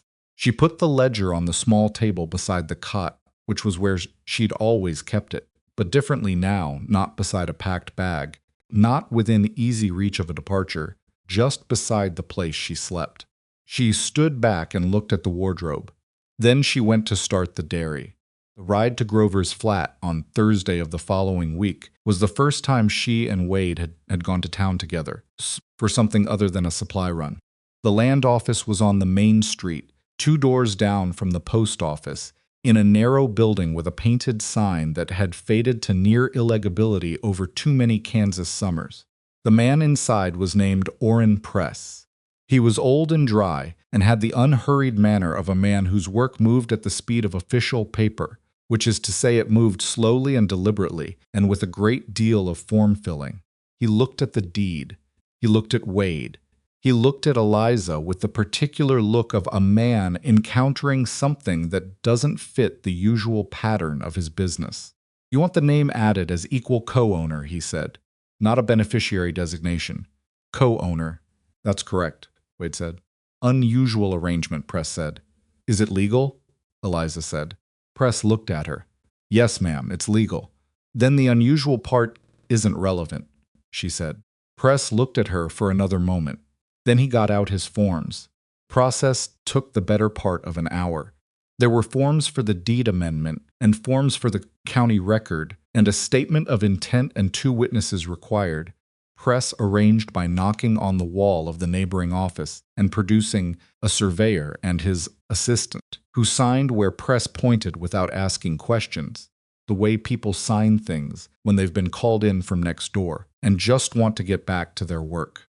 Press said the official paper would come back from the county seat in approximately 2 weeks. He would send word when it arrived. They drove back to the ranch in the gray afternoon, and neither of them talked much on the road, which was all right. Eliza watched the land go past the flat, pale winter grass, the fence lines, the occasional stand of cottonwood along a dry creek bed, and she thought about the form she had just signed with her name in the space marked co-owner, and she thought about the specific weight of a signed form, which is different from the weight of a spoken agreement, which is different again from the weight of a thing done. This was a thing done. She thought about that for the rest of the drive. The Harrington letter came the week after, on a Tuesday, delivered to the post office in town, and collected when she came in with the dairy. It was not from the Harrington family in Abilene. It was from a woman named Ruth Carey, who described herself as a cousin of the Harrington household, writing on their behalf to inquire whether Eliza's circumstances had changed and whether she might reconsider the position. The Harrington family, Ruth Carey wrote, had found no suitable candidate since Eliza's refusal, and were prepared to offer $7 a month if that would make a difference. $7. 3 months ago, $7 a month would have been a different kind of number. It would have been freedom of a clear-cut, portable kind, the kind you could carry in a carpet bag onto a Monday stage without having to think too hard about what you were leaving behind. She read the letter twice in the wagon seat outside the post office, then folded it and put it in her pocket and drove to the hotel for the delivery. Everett at the kitchen door took the crates and told her Mr. Alcott wanted to see her again. She went around to the office. Alcott was at his desk with a letter of his own, which he held across to her without preamble. "From my colleague in Salina," he said. "He wants to move forward. He's requesting the first delivery by mid-February, which means you'd need to have the additional herd in place by end of December." Eliza looked at the letter. It was written in a neat, businesslike hand quantities, dates, a price per pound that was marginally above what Alcott himself paid, which she noted. "Mr. Mercer is coming to see you tomorrow," she said. "He'll want to go over the terms in person before anything is signed." Alcott nodded. "I assumed as much. I'll have the draft agreement ready." She handed the letter back. "One thing," she said. He looked at her. "The agreement should name me as a party," she said. "Not as Mr. Mercer's representative, as a co-owner of the ranch and co-signatory to any business arrangement made on behalf of it. Alcott looked at her for a moment with those sharp arithmetic eyes of his. Has that been formalized? He said. The filing is in process at the land office, she said. Paper comes back in 2 weeks. You can wait for it if you prefer. He studied her for another moment. Then he made a small, precise note on the edge of his desk blotter. I'll have 2 signature lines on the agreement, he said. She thanked him and left. She told Wade about both letters, that evening the Harrington offer, and the Alcott meeting in the same conversation, because they were related, and she was not a woman who managed information in separate compartments to avoid uncomfortable juxtapositions. She put the Harrington letter on the table. Wade read it. He set it back down. He said, $7, she said. He was quiet for a moment. Is that something you're thinking about? She looked at him. I signed a form at the land office last week, she said. No, it's not something I'm thinking about. I'm telling you it came because you should know things that affect this household, including offers I've declined. He looked at the letter, then at her. All right, he said. The Alcott agreement, she said. He'll have a draft ready tomorrow. 2 signature lines. I told him I'd be signing as co-owner. Good, Wade said. That's right. You should read the terms before you agree to anything. The advance arrangement for the cows, I want to look at the repayment schedule carefully before we commit. Alcott is fair, but he's precise, and precise men's put things in agreements that matter on page 4 when you're only paying attention to page 1. Wade almost smiled. You'll read page 4. I'll read every page, she said. That's what I do. He nodded. He folded the Harrington letter and pushed it back across the table to her. What do you want to do with that? She picked it up and took it to the stove and opened the door and put it in. That, she said. The 4 cows arrived the 3rd week of November, purchased through a cattle dealer in Dodge City that Eliza had researched through 2 letters and a reference from Goss at the Mercantile, who knew everyone in the county with any connection to livestock. They were good animals, not exceptional, but sound and heavy with good temperament, which mattered more than exceptional when you were adding to a working dairy herd. Nolan was there when the dealer's man brought them up the road, standing at the fence with his arms crossed and his hat on sideways in the way he wore it when he was outside, and not thinking about appearances. He looked at the cows with a critical eye that he had developed, she realized, from watching her look at things she was assessing. That one's lame in the left front, he said, pointing to the 3rd animal. Eliza looked. She looked more carefully. Careful, she said. Not lame. She's favoring it. There's a difference. Nolan considered this. What's the difference? Lame means structural damage. Favoring means something bothering her that might resolve. Watch how she walks when she's not on the road surface. They watched. The cow moved into the pasture grass and her gait evened out. Surface sensitivity, Eliza said. She'll be fine on grass. Just don't run her on hard ground. Nolan looked at her. How do you know all of this? I grew up on a dairy farm in Indiana, she said, until I was 14. He thought about this. Why did you leave? Father died. My mother remarried. Her second husband wasn't someone I could live with comfortably. She said it plainly, not as a sympathy bid, just as a fact. Nolan received it the same way, filing it. She could see him doing it, adding it to whatever account he kept of her. Did you miss the farm? He said. Sometimes, she said. I missed knowing how to do things. I missed the certainty of it. Cow needs what it needs, and if you give it those things, it will produce what it's meant to produce. People are more complicated. He looked at the cows settling into the new pasture. I like the farm, he said. I know you do, she said. You're good at it. He looked at her sideways. I'm 8. You're good at it for 8, she said. And you're getting better. You'll be good at it for 12 before long, and 12 is when it starts to count. He considered this with the seriousness he brought to anything that was offered to him as a real assessment rather than a reassurance. Can you show me the difference between lame and favoring again sometime? He said. So I remember it properly? Yes, she said. We'll go over it with the herd. They walked back to the barn, and Eliza thought about her father's farm in Indiana, and about how things loop back in unexpected shapes. and she thought about the word certainty, and whether it was really the farm she'd missed, or whether it was something the farm had represented that she'd been looking for in various forms ever since. She thought she might have found it now, though she wasn't ready to say that to anyone yet, not even to herself in the direct way, only in the sideways acknowledging way, which was enough for now. The week before the deed paper was due back. From the county seat, Harriet Bowl came out to the ranch again. This time she brought a pie, which was a different kind of visit than the last one. She came to the kitchen door and Eliza let her in, and they sat at the table with coffee while Nolan was at school, and Wade was in the south pasture mending fence. Harriet looked around the kitchen with the candid assessment of a woman who has been in a house before and is noting the changes. "You've been busy," she said. "Always," Eliza said. Harriet put her hands around her coffee cup. She had the look of someone who had come with something to say, and was taking her time getting to it, which was unusual for her. Harriet Bowl was not typically a woman who took her time. "The town's talking again," she said finally. "The town's always talking," Eliza said. "This time it's different.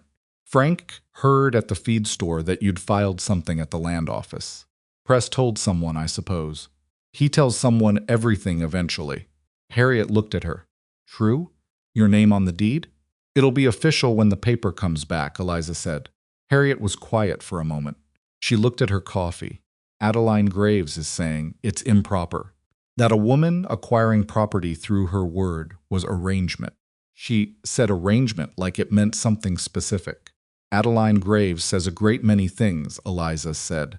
"She does," Harriet agreed, "but she says them loudly and to a lot of people." Eliza looked at her. "Harriet, what are you actually here to tell me?" Harriet looked up. She had the expression of someone who has been building toward something and has now arrived at it.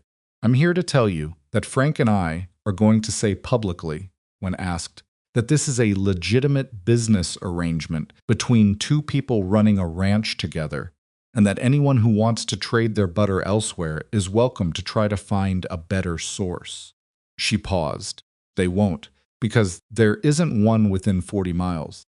Eliza looked at her. "I'm also here to tell you," Harriet continued, "that you're not the only person in Grover's flat who thinks Adeline Graves could do with being contradicted more often. There are others who will say so when it's said first." "Why are you doing this?" Eliza said. Harriet looked at her steadily. "Because what was done to you was wrong," she said. 6 months without pay, living under a man's roof with the town talking about you, doing work that kept this dairy going, and half the county's tables supplied. That's not nothing. That's a great deal of something." She picked up her coffee. "And because I have 2 daughters, and I want them to grow up in a county where what you've done here is possible. That's a selfish reason, but it's an honest one." Eliza sat with that for a moment. She was not accustomed to receiving this kind of direct, uncomplicated support from another woman, and the unfamiliarity of it sat in her chest in a way that required a second to manage. "Thank you," she said, simply, because that was all that was warranted. "Don't thank me," Harriet said. "Just make sure the butter stays as good as it is." "It'll get better," Eliza said. 4 new cows in the south pasture. The volume increase will let me adjust the cream ratio." Harriet looked at her for a moment, then shook her head slightly in the way of someone confronted with a level of focus they find both baffling and admirable. "Course it will," she said. The deed paper came back from the county seat on a Friday, 8 days after they'd expected it. Press sent word through the mail, and they went together to collect it, Eliza and Wade, leaving Nolan at school, driving the 6 miles in the cold with a clear sky overhead and the first real bite of December in the air. Press had the paper in a flat envelope on his desk. He slid it across to them without ceremony, which she appreciated. He was not a man who invested official acts with drama, and neither was she. She opened the envelope. She unfolded the paper. There was the deed, reissued, with both their names at the top. Wade Mercer and Eliza Hart, joint owners in equal shares. The county seal at the bottom, the notary stamp, the date. She read it twice. She read it the way she read everything, looking at all of it, checking for errors, making sure what it said was what was intended. It was. She folded it and put it back in the envelope. Press handed her the second copy, which was hers by right of the filing. "Congratulations," he said in the flat tone of a man for whom congratulations is a professional formality. "Thank you," she said. They went outside. The street of Grover's Flat was quiet in the mid-morning cold. A few horses at the rails, a woman in a heavy coat coming out of the dry goods store. The flat Kansas sky went on in every direction. Wade was standing on the boardwalk with his hands in his coat pockets. "All right," he said. She held up the envelope. "All right," she said. He looked at her for a moment with that direct look, the one that still cost him something. "I'd like to do the rest of it right," he said. "If you're willing." She knew what he meant. They had both been moving toward it with the careful, deliberate pace of two people who know something is coming and are not in a hurry to arrive before they're ready. "Ask me properly," she said. "Not here on the street in front of the land office." "When?" "Tonight," she said. "After supper. When Nolan is still at the table." He looked at her. "You want him there?" "He was there for all of it," she said. "He should be there for this too." Wade was quiet for a moment. Something moved through his face that she'd seen more of lately, that opening, that giving way. The expression of a man learning that there are things he closed off that he can afford to have open again. "Tonight then," he said. She put the envelope inside her coat, against her chest, where it stayed warm all the way home. She thought about what he'd said in the kitchen, that first real conversation, that he wanted it to mean more than a housekeeper and a dairy worker. She thought about the word equal and the signed form, and Harriet Bull's 2 daughters, and the Selena Hotel order, and 4 cows in the south pasture, and Nolan's copybook, full of things he'd written down, so they would be true even if nobody said so. She thought about all of it on the drive home, and then she put it away, because there was afternoon dairy work to do, and supper to start, and a clean piece of work completed that deserved to be set in its place in the account before the next thing began. She had $24 in a tin box in her room, the money she'd been owed. She had not spent it. She had thought about what it meant to have it, and what it meant that it was finally hers. And she had decided she would keep it separate from everything else, just as it was, a record of what had been built out of what had been taken. She put the deed copy in the tin box with the money. Then she washed her hands and started supper, because the day was still going and going. Days needed feeding. And Eliza Hart had never once stopped working, just because something important was about to happen. She made the meal that Nolan liked best, beans with the good salt pork, biscuits, the last of the apple preserves she'd put up in September. She set the table with care. She poured the coffee before it was asked for. Wade came in from the barn and washed and sat down. Nolan came in from his room with his copybook under his arm and set it on the bench beside him the way he'd started doing lately, as if he wanted it nearby. They ate. It was a good meal, the kind where everyone is a little quiet, but not unhappily, where the quiet is the kind that has things in it, rather than the kind that is empty. When the plates were done, Nolan reached for his copybook. "Not yet," Eliza said.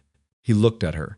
He looked at his father. He set the copybook back on the bench and folded his hands on the table with the expression of a boy bracing for something he already suspects is coming. Wade cleared his throat. He looked at his coffee. He looked at Eliza. He said it without clearing his throat again, without preamble, without the halting quality that had characterized every personal statement he'd made since March. He said it like a man who had thought it through enough times that the words had worn smooth. "Eliza," he said, "I'd like you to marry me. Because you're the most capable person I've ever met, and because this ranch is as much yours as it is mine now, and because Nolan needs what you've already been to him, and because I would like the rest of this to be a life we're in together." Those aren't the most elegant reasons anyone has ever given, but they're the true ones. The kitchen was very quiet. Nolan was not breathing. Eliza looked at Wade Mercer across the kitchen table. She looked at him with full knowledge of exactly who he was, his silence, and his difficulty, and his particular kind of stubbornness, and the fact that he had withheld her wages for 6 months, and also the fact that he had paid them in full before. asking for anything in return, and also the fact that he had stood on the porch and told Adeline Graves what a person was, and also the fact that he had driven to the land office and put her name on the deed before she had agreed to anything more than staying, and that all of these things were the same man, and that was the man she had already said yes to. Yes, she said. Those are the true ones. That's good enough for me. Nolan exhaled. He exhaled in that releasing way she'd heard through the wall. The first time, and she looked at him, and he was looking at the table, but the set of his whole body had changed, that held in careful tension that he'd been carrying since his mother died, not gone, not all at once, but less, measurably less Nolan, she said. He looked up. Come here, she said. He got up from his bench and came around the table, and she put her arm around him, and he let her, which was its own kind of answer to its own kind of question, and they sat like that for a moment, this boy and this woman, while Wade looked at them both with the expression of a man who doesn't have words for what he's looking at, but is paying very careful attention to it. After a while, Nolan said, into the middle of the room, "When?" "Spring," Wade said. "When the ground's right." Nolan considered this with his practical 8-year-old arithmetic. "That's 5 months. "Approximately," Eliza said. "That's a long time." "It's enough time to do it properly," she said. "Thought about this. Are you going to change your name?" "I'm going to add a name," she said. "Hart stays. I worked hard for that name." He nodded, satisfied. The arithmetic had resolved. "Okay," he said. He went back to his bench and picked up his copybook and opened it to the back pages, the ones she'd seen. He turned to a fresh page. She watched him write in that careful, deliberate hand, Pa asked. E said yes. Nolan put the date at the top of the entry the way she'd taught him to date anything official, and he closed the copybook with the specific satisfaction of a boy who has recorded something important and put it where it will stay. She looked at the 5 stones on the window sill above the sink. She thought about the 6th stone, the one he'd placed on the morning she was supposed to leave. Dark, almost black, small and deliberate at the end of the row. There were things that had been paid, and things that were still being worked out, and things that were just beginning, and all of them were sitting in this kitchen right now, in one form or another. And the night outside was cold and clear, and the ranch was quiet in the way. Ranches are quiet when the work of the day is done, and the work of tomorrow hasn't started yet. She got up and cleared the plates. She thought, this is what staying looks like from the inside. It didn't look like a victory. It didn't feel like an ending. It felt like the particular solidness of ground you've tested enough times to trust, which is not the same as perfect ground, and is, in most practical ways, considerably better. She washed the dishes. Wade brought his cup to the counter, which was new. He had never brought his cup to the counter before, always left it at the table. He set it beside the basin without saying anything. She washed it. Outside, the December wind tested the corners of the house, and the house held, the way it had held since March, when she'd arrived with one carpet bag and nowhere to belong. And all the repairs she'd made to it over 6 months held their shape in the walls and the floor and the tight new mortar in the springhouse foundation, and the deed in the tin box in her room held her name in county official ink, and the copybook on the bench held everything Nolan had written down. So it would be true even when nobody said so. All of it held. December moved through the ranch in its particular way, cold, that had weight to it. Mornings where the frost came down hard on everything and didn't lift until nearly noon. Days that were short and gray and demanded the kind of work that keeps a body warm by necessity. Eliza found that she did not mind the cold the way she had minded it the previous winter, when the narrow room off the back of the house had been drafty in a way she'd fixed in September by recalking the window frame. But the fixing had come after the worst of it. This winter, the room held its warmth better, and she knew why, and that knowledge made a difference she hadn't anticipated. She had not moved her things out of the room. They had not discussed the sleeping arrangements with any specificity, which was appropriate. There was a wedding to come first, and spring to wait for, and she was not a woman who skipped steps. But the room felt different now, in a way that was hard to articulate. The The same narrow cot, the same north-facing window, the same hook on the wall and the shelf above with her tin box and her herbs. Everything's the same. But the carpet bag was in the wardrobe now, put away, and that single fact changed the whole quality of the space, from something temporary into something inhabited. She noticed this on a Wednesday morning in early December, getting dressed before 5 to go to the dairy, and she held the noticing for a moment before she put on her coat and went out. Inhabited. That was the word. She had not had an inhabited space since she was 13 years old and her father was still alive, and the farm in Indiana was still the farm in Indiana, and not the inheritance dispute it became afterward. 22 years of rooms that were either rented or borrowed, or conditional rooms that she kept tidy and functional, and that she never fully settled into because settling in was a kind of vulnerability she had learned to be careful with. This room was hers now. Half the ranch was hers now, on paper, in the county records, in the tin box beside the deed. And the settling that she'd withheld for 22 years was happening whether she managed it or not. In the way that the body does things, the mind hasn't approved. Yet she was hanging her second dress on the hook beside the first one instead of keeping it folded in the bag. She was leaving her hairbrush on the shelf instead of packing it away after use. Small things.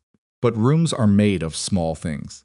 She went to the dairy and started the morning work and let the settling continue without interference. The Selena order came through in the first week of December, a formal letter from the hotel proprietor, a Mr.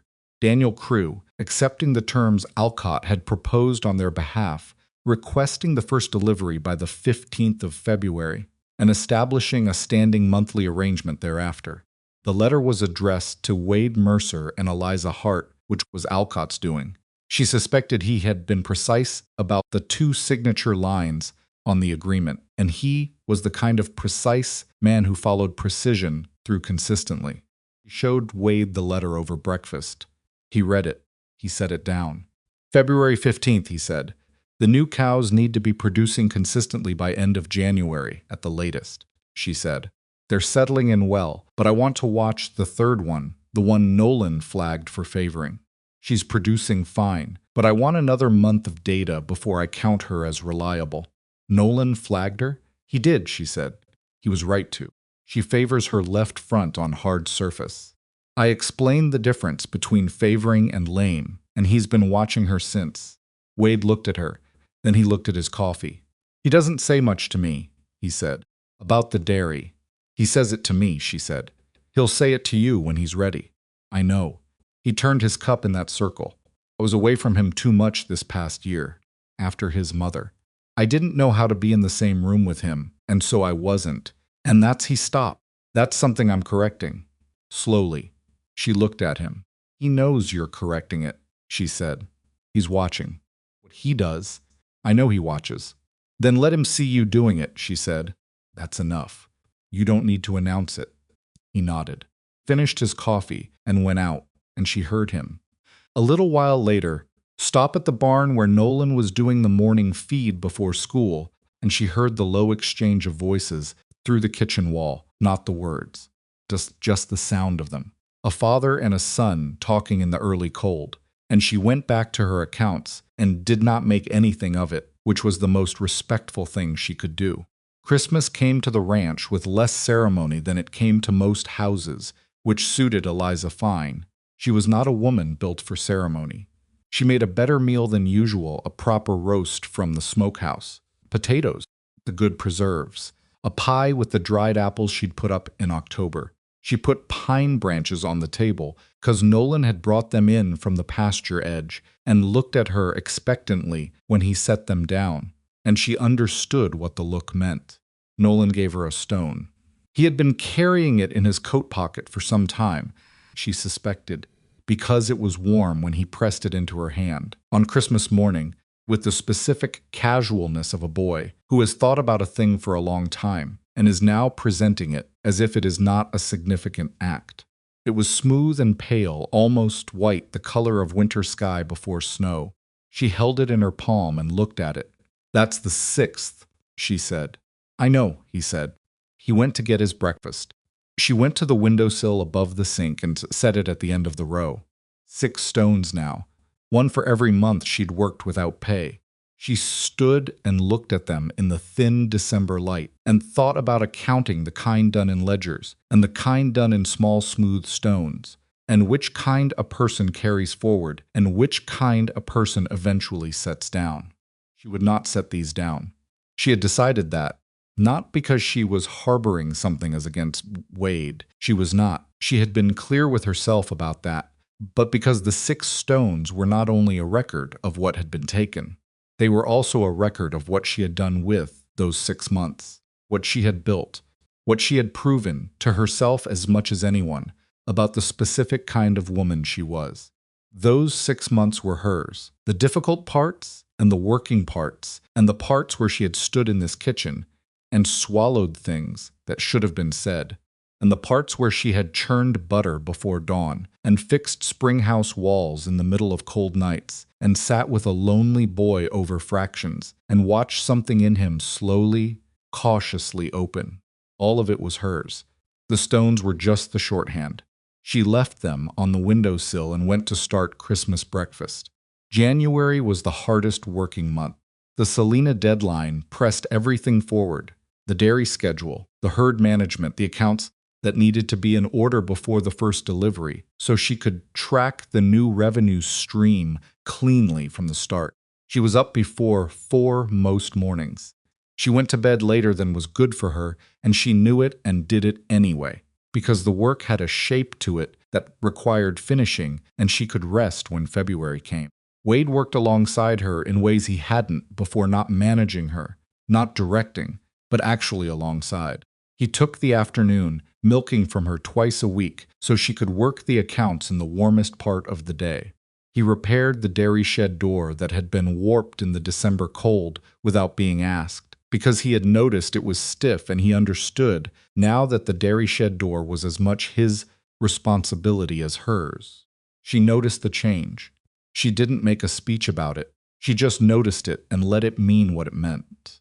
One evening in the middle of January, she was working the ledger at the kitchen table, and he came in and looked over her shoulder at the numbers, not checking her work. She understood, just looking the way a person looks at something they want to understand. And she moved the book slightly so he could see the full page, and he sat down beside her, and she walked him through the Selena projection, the expected revenue over 6 months, the repayment schedule on Alcott's advance, the net positions by summer if the third cow came fully into production. He followed all of it. By summer, he said, we're genuinely in the clear. By summer, she said, we're beyond in the clear. Building. He looked at the numbers. She watched him understand them. You could teach this, he said. What you do with these accounts. Not just arithmetic. It's pattern recognition, she said. You see what the numbers are telling you, instead of just what they say. Quiet for a moment. I never learned to see that. You're seeing it now, she said. He looked at the ledger for another moment. Then he said, I should have paid attention to the accounts from the start, before you came. The ranch was failing and I could see the failing, but I couldn't read why. You were managing other things, she said. I was avoiding other things, he said. There's a difference. She looked at him.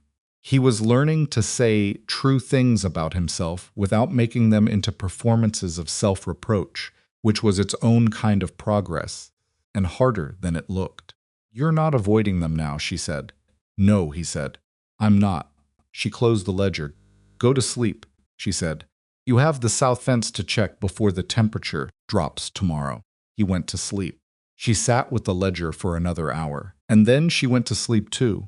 And in the morning the south fence got checked, and the dairy got worked, and the accounts got updated, and the ranch kept going, the way it had been keeping going since spring, one day building on the next, each day's work holding the shape of the day before. The first delivery to Selena went on the 14th of February, one day ahead of the deadline, because Eliza had built a one-day buffer into the schedule in October and kept it. Wade drove the freight wagon. She had arranged the packaging herself, the crates, the insulation, the careful labeling that Crew's Hotel would need for their kitchen records. And she stood at the gate in the February cold and watched the wagon go down the road, and felt the specific satisfaction of a thing executed correctly after months of preparation. Nolan stood beside her. "Think it'll get there, right?" he said. "Yes," she said. "How do you know?" "Because I packed it right and your father will drive it right, and crew knows how to receive it. I checked every part of the chain." He looked at her. "What if something goes wrong? You didn't check." She looked back at the empty road where the wagon had gone. "Then we fix it," she said.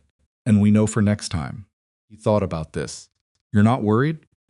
"Worry is what you do when you haven't done the preparation," she said.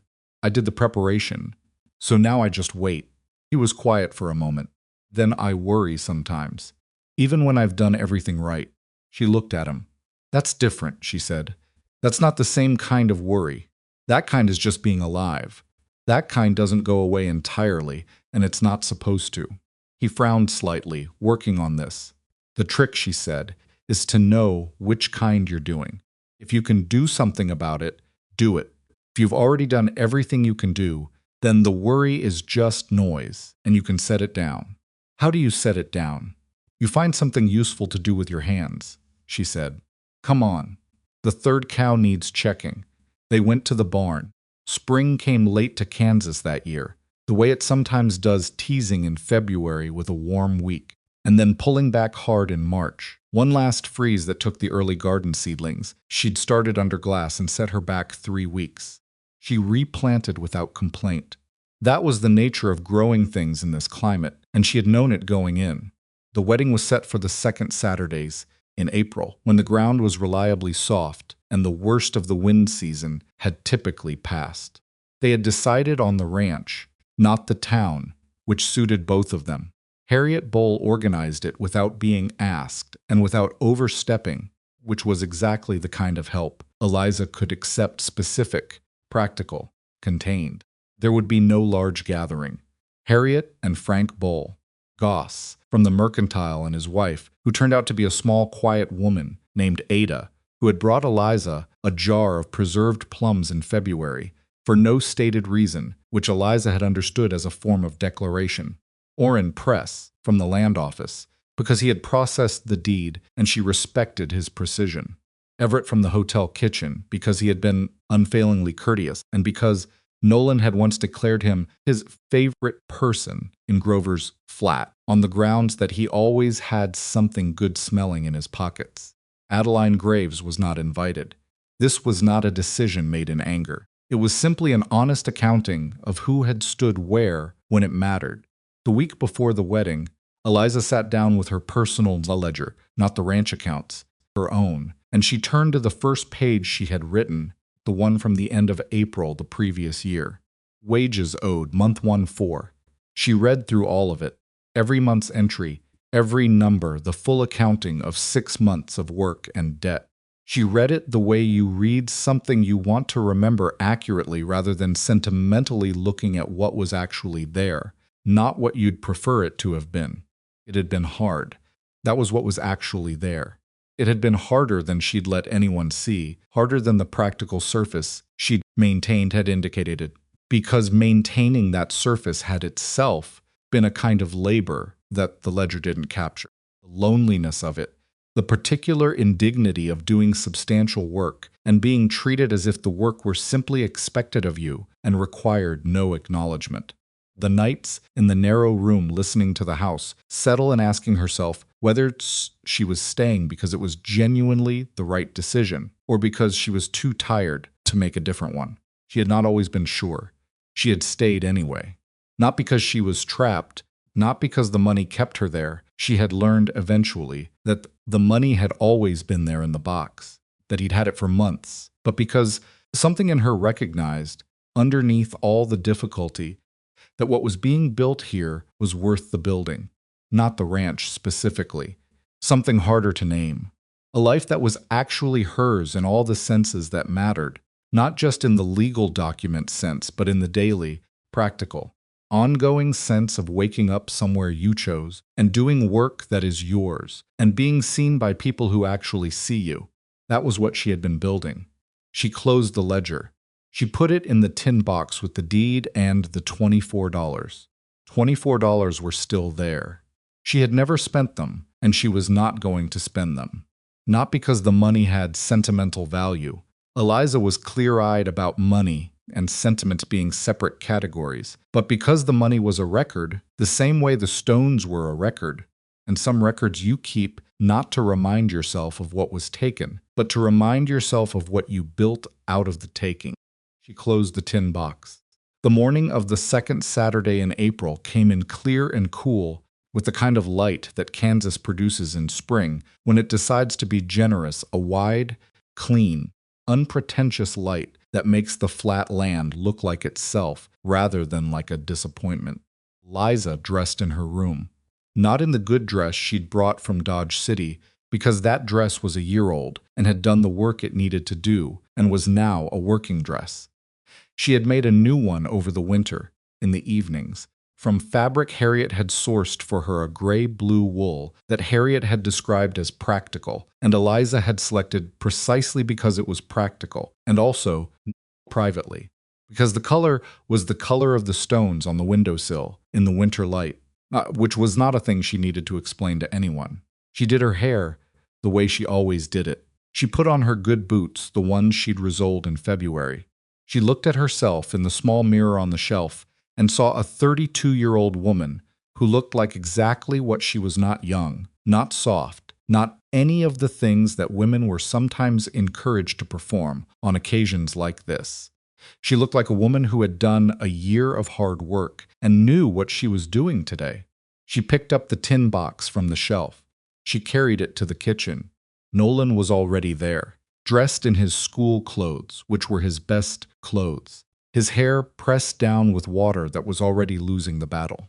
He had something in his coat pocket. She could see the shape of it, round and small. Wade was at the table in his good shirt, which she had mended at the left cuff in January, and the mending was invisible if you didn't know where to look. He stood up when she came in. She set the tin box on the table and opened it, took out the $24, and held them for a moment.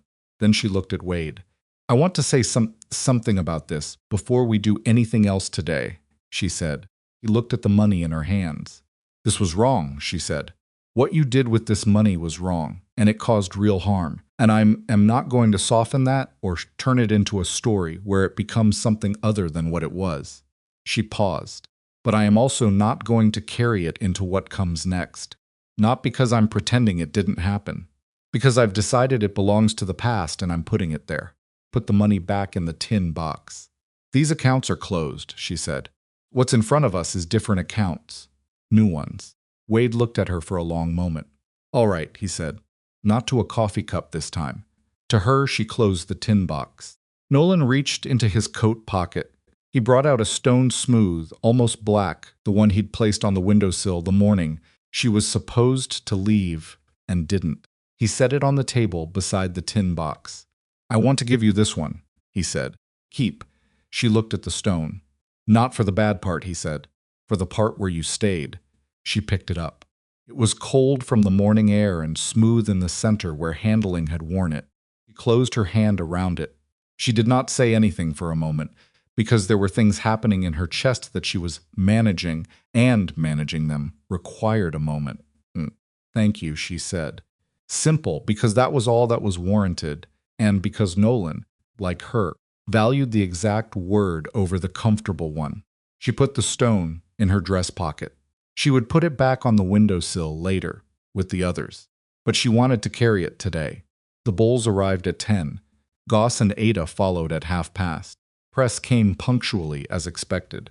Everett came late, smelling of whatever had been in his kitchen that morning, and apologized to Nolan specifically, which made Nolan stand slightly straighter.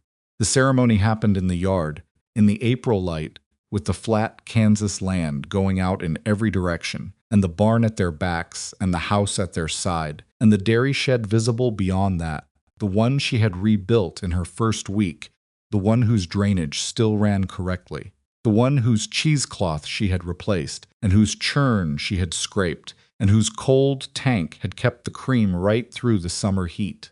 The justice of the peace from Grover's Flat read the words. Eliza and Wade said the words. Harriet was bright-eyed in the way of a woman exercising great restraint. and Ada Goss was not restraining anything at all and had a handkerchief out before the first minute was done. Press watched, with the expression of a man, confirming that the paperwork had arrived at its logical conclusion. Nolan stood beside Eliza with his hand in his coat pocket where the first stone had been, the empty pocket now, the stone given away. He stood very straight. When it was over, when the words were said and the papers signed and the thing was done.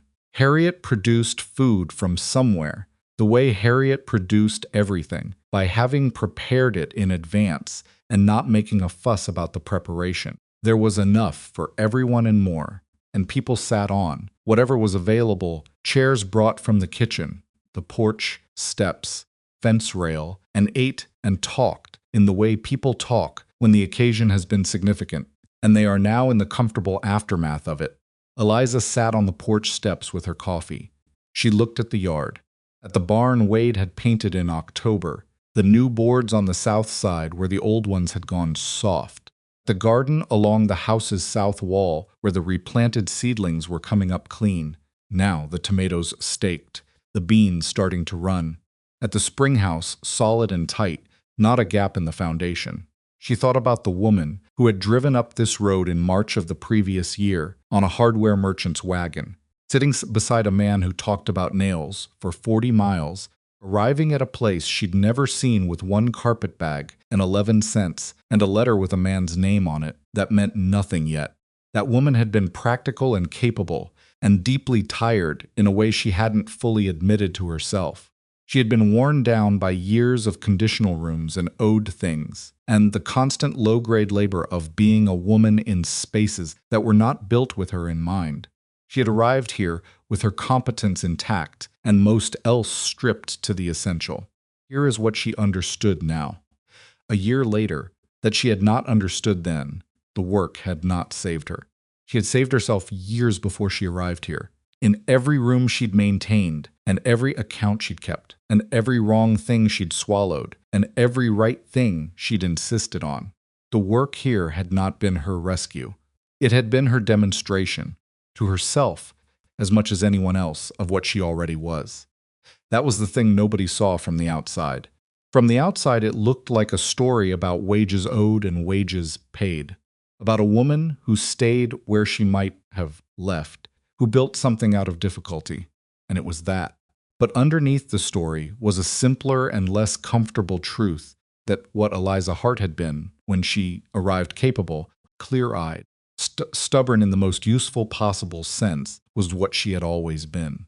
The ranch had not made her. She had always been the woman who would go out in the dark and fix the spring house alone so the cream wouldn't freeze. She had always been the woman who kept the accurate ledger, whether anyone looked at it or not. She had just needed, finally, a place that was hers enough to let her show it. Nolan came and sat beside her on the porch steps. He had a biscuit in one hand and his copybook in the other, tucked under his arm. "Are you going to write something in there?" she said. Later he said, "Zant, what will you write?" He thought about it. "Today's date," he said. "And what happened? And that the stones are still on the windowsill." She looked at him. "Why the stones?" "Because they were there before today," he said, "and they'll be there after. And I think that matters." She thought about this. He was not wrong. The stones mattered because they were not just a record of the bad months. They were a record of the whole year, every morning of work, every evening of arithmetic, every small cold stone pressed into her palm by a boy who thought that if you wrote things down, they stayed true. They were a record of the kind of accounting that doesn't fit in a ledger, the kind that lives in the space between what a person does and what a person is. "You're right," she said. "It matters." He ate his biscuit. "You're good at knowing what matters," she said. He considered this with that 8-year-old seriousness. "You taught me some of it," he said. "Some of it you had already," she said. He shrugged, which was his way of accepting something he wasn't comfortable claiming directly. Put her arm around him. He leaned into it slightly, which was the most he ever leaned, which was enough. That evening, when everyone had gone and the yard was quiet and the supper dishes were done, Eliza went to the kitchen window and looked at the 6 stones in the last of the April light. She picked up the stone from her pocket, the dark one Nolan had given back to her, the one. For the mornings she stayed and she set it at the beginning of the row, not the end, the beginning. She moved the others down to make room. 6 stones now, reordered, the dark one first for staying, the others after, for what staying had built. She stood and looked at them for a moment. Wade came and stood beside her, not touching, just present in the way he'd learned to be. Present, not filling the silence with something unnecessary, just occupying it. She'll need the south pasture rotated next month, she said, about the 3rd cow, because that was the next true thing on the list. I'll move the fence Saturday, he said. The Selena order goes again on the 14th. I'll have the wagon ready the 13th. She nodded. They stood at the window a while longer, looking at the 6 stones and at the darkness coming down over the Kansas land, the flat, patient dark that comes at the end of April days. And she thought that this was what most of life actually was, not the ceremonies and the signed papers, not the moments of resolution, but this, standing in a lit kitchen at the end of a long day with someone beside you, naming the next true thing and knowing it will get done. She had arrived with one carpet bag and nowhere to belong. She stood now in her kitchen, on her land, beside her husband, with her name in the county records and her accounts in order, and a boy's copybook filling up with the record of a family that had been broken and mended and was now, imperfectly and without ceremony, genuinely itself. She had not been rescued. She had simply finally stayed somewhere long enough to let the work she'd always done become the life she'd always been capable of living. The stones stayed on the windowsill. The kitchen held its warmth. Outside, Kansas night came down over everything. The barn and the dairy and the mended spring house and the new garden and the south pasture where 4 cows stood in the dark, being exactly what they were, and the ranch held its shape in the dark the way. Things hold their shape when they are built right, when the foundation is sound, when someone has gone over every inch of it and fixed what was broken and left the rest exactly as it needed to be.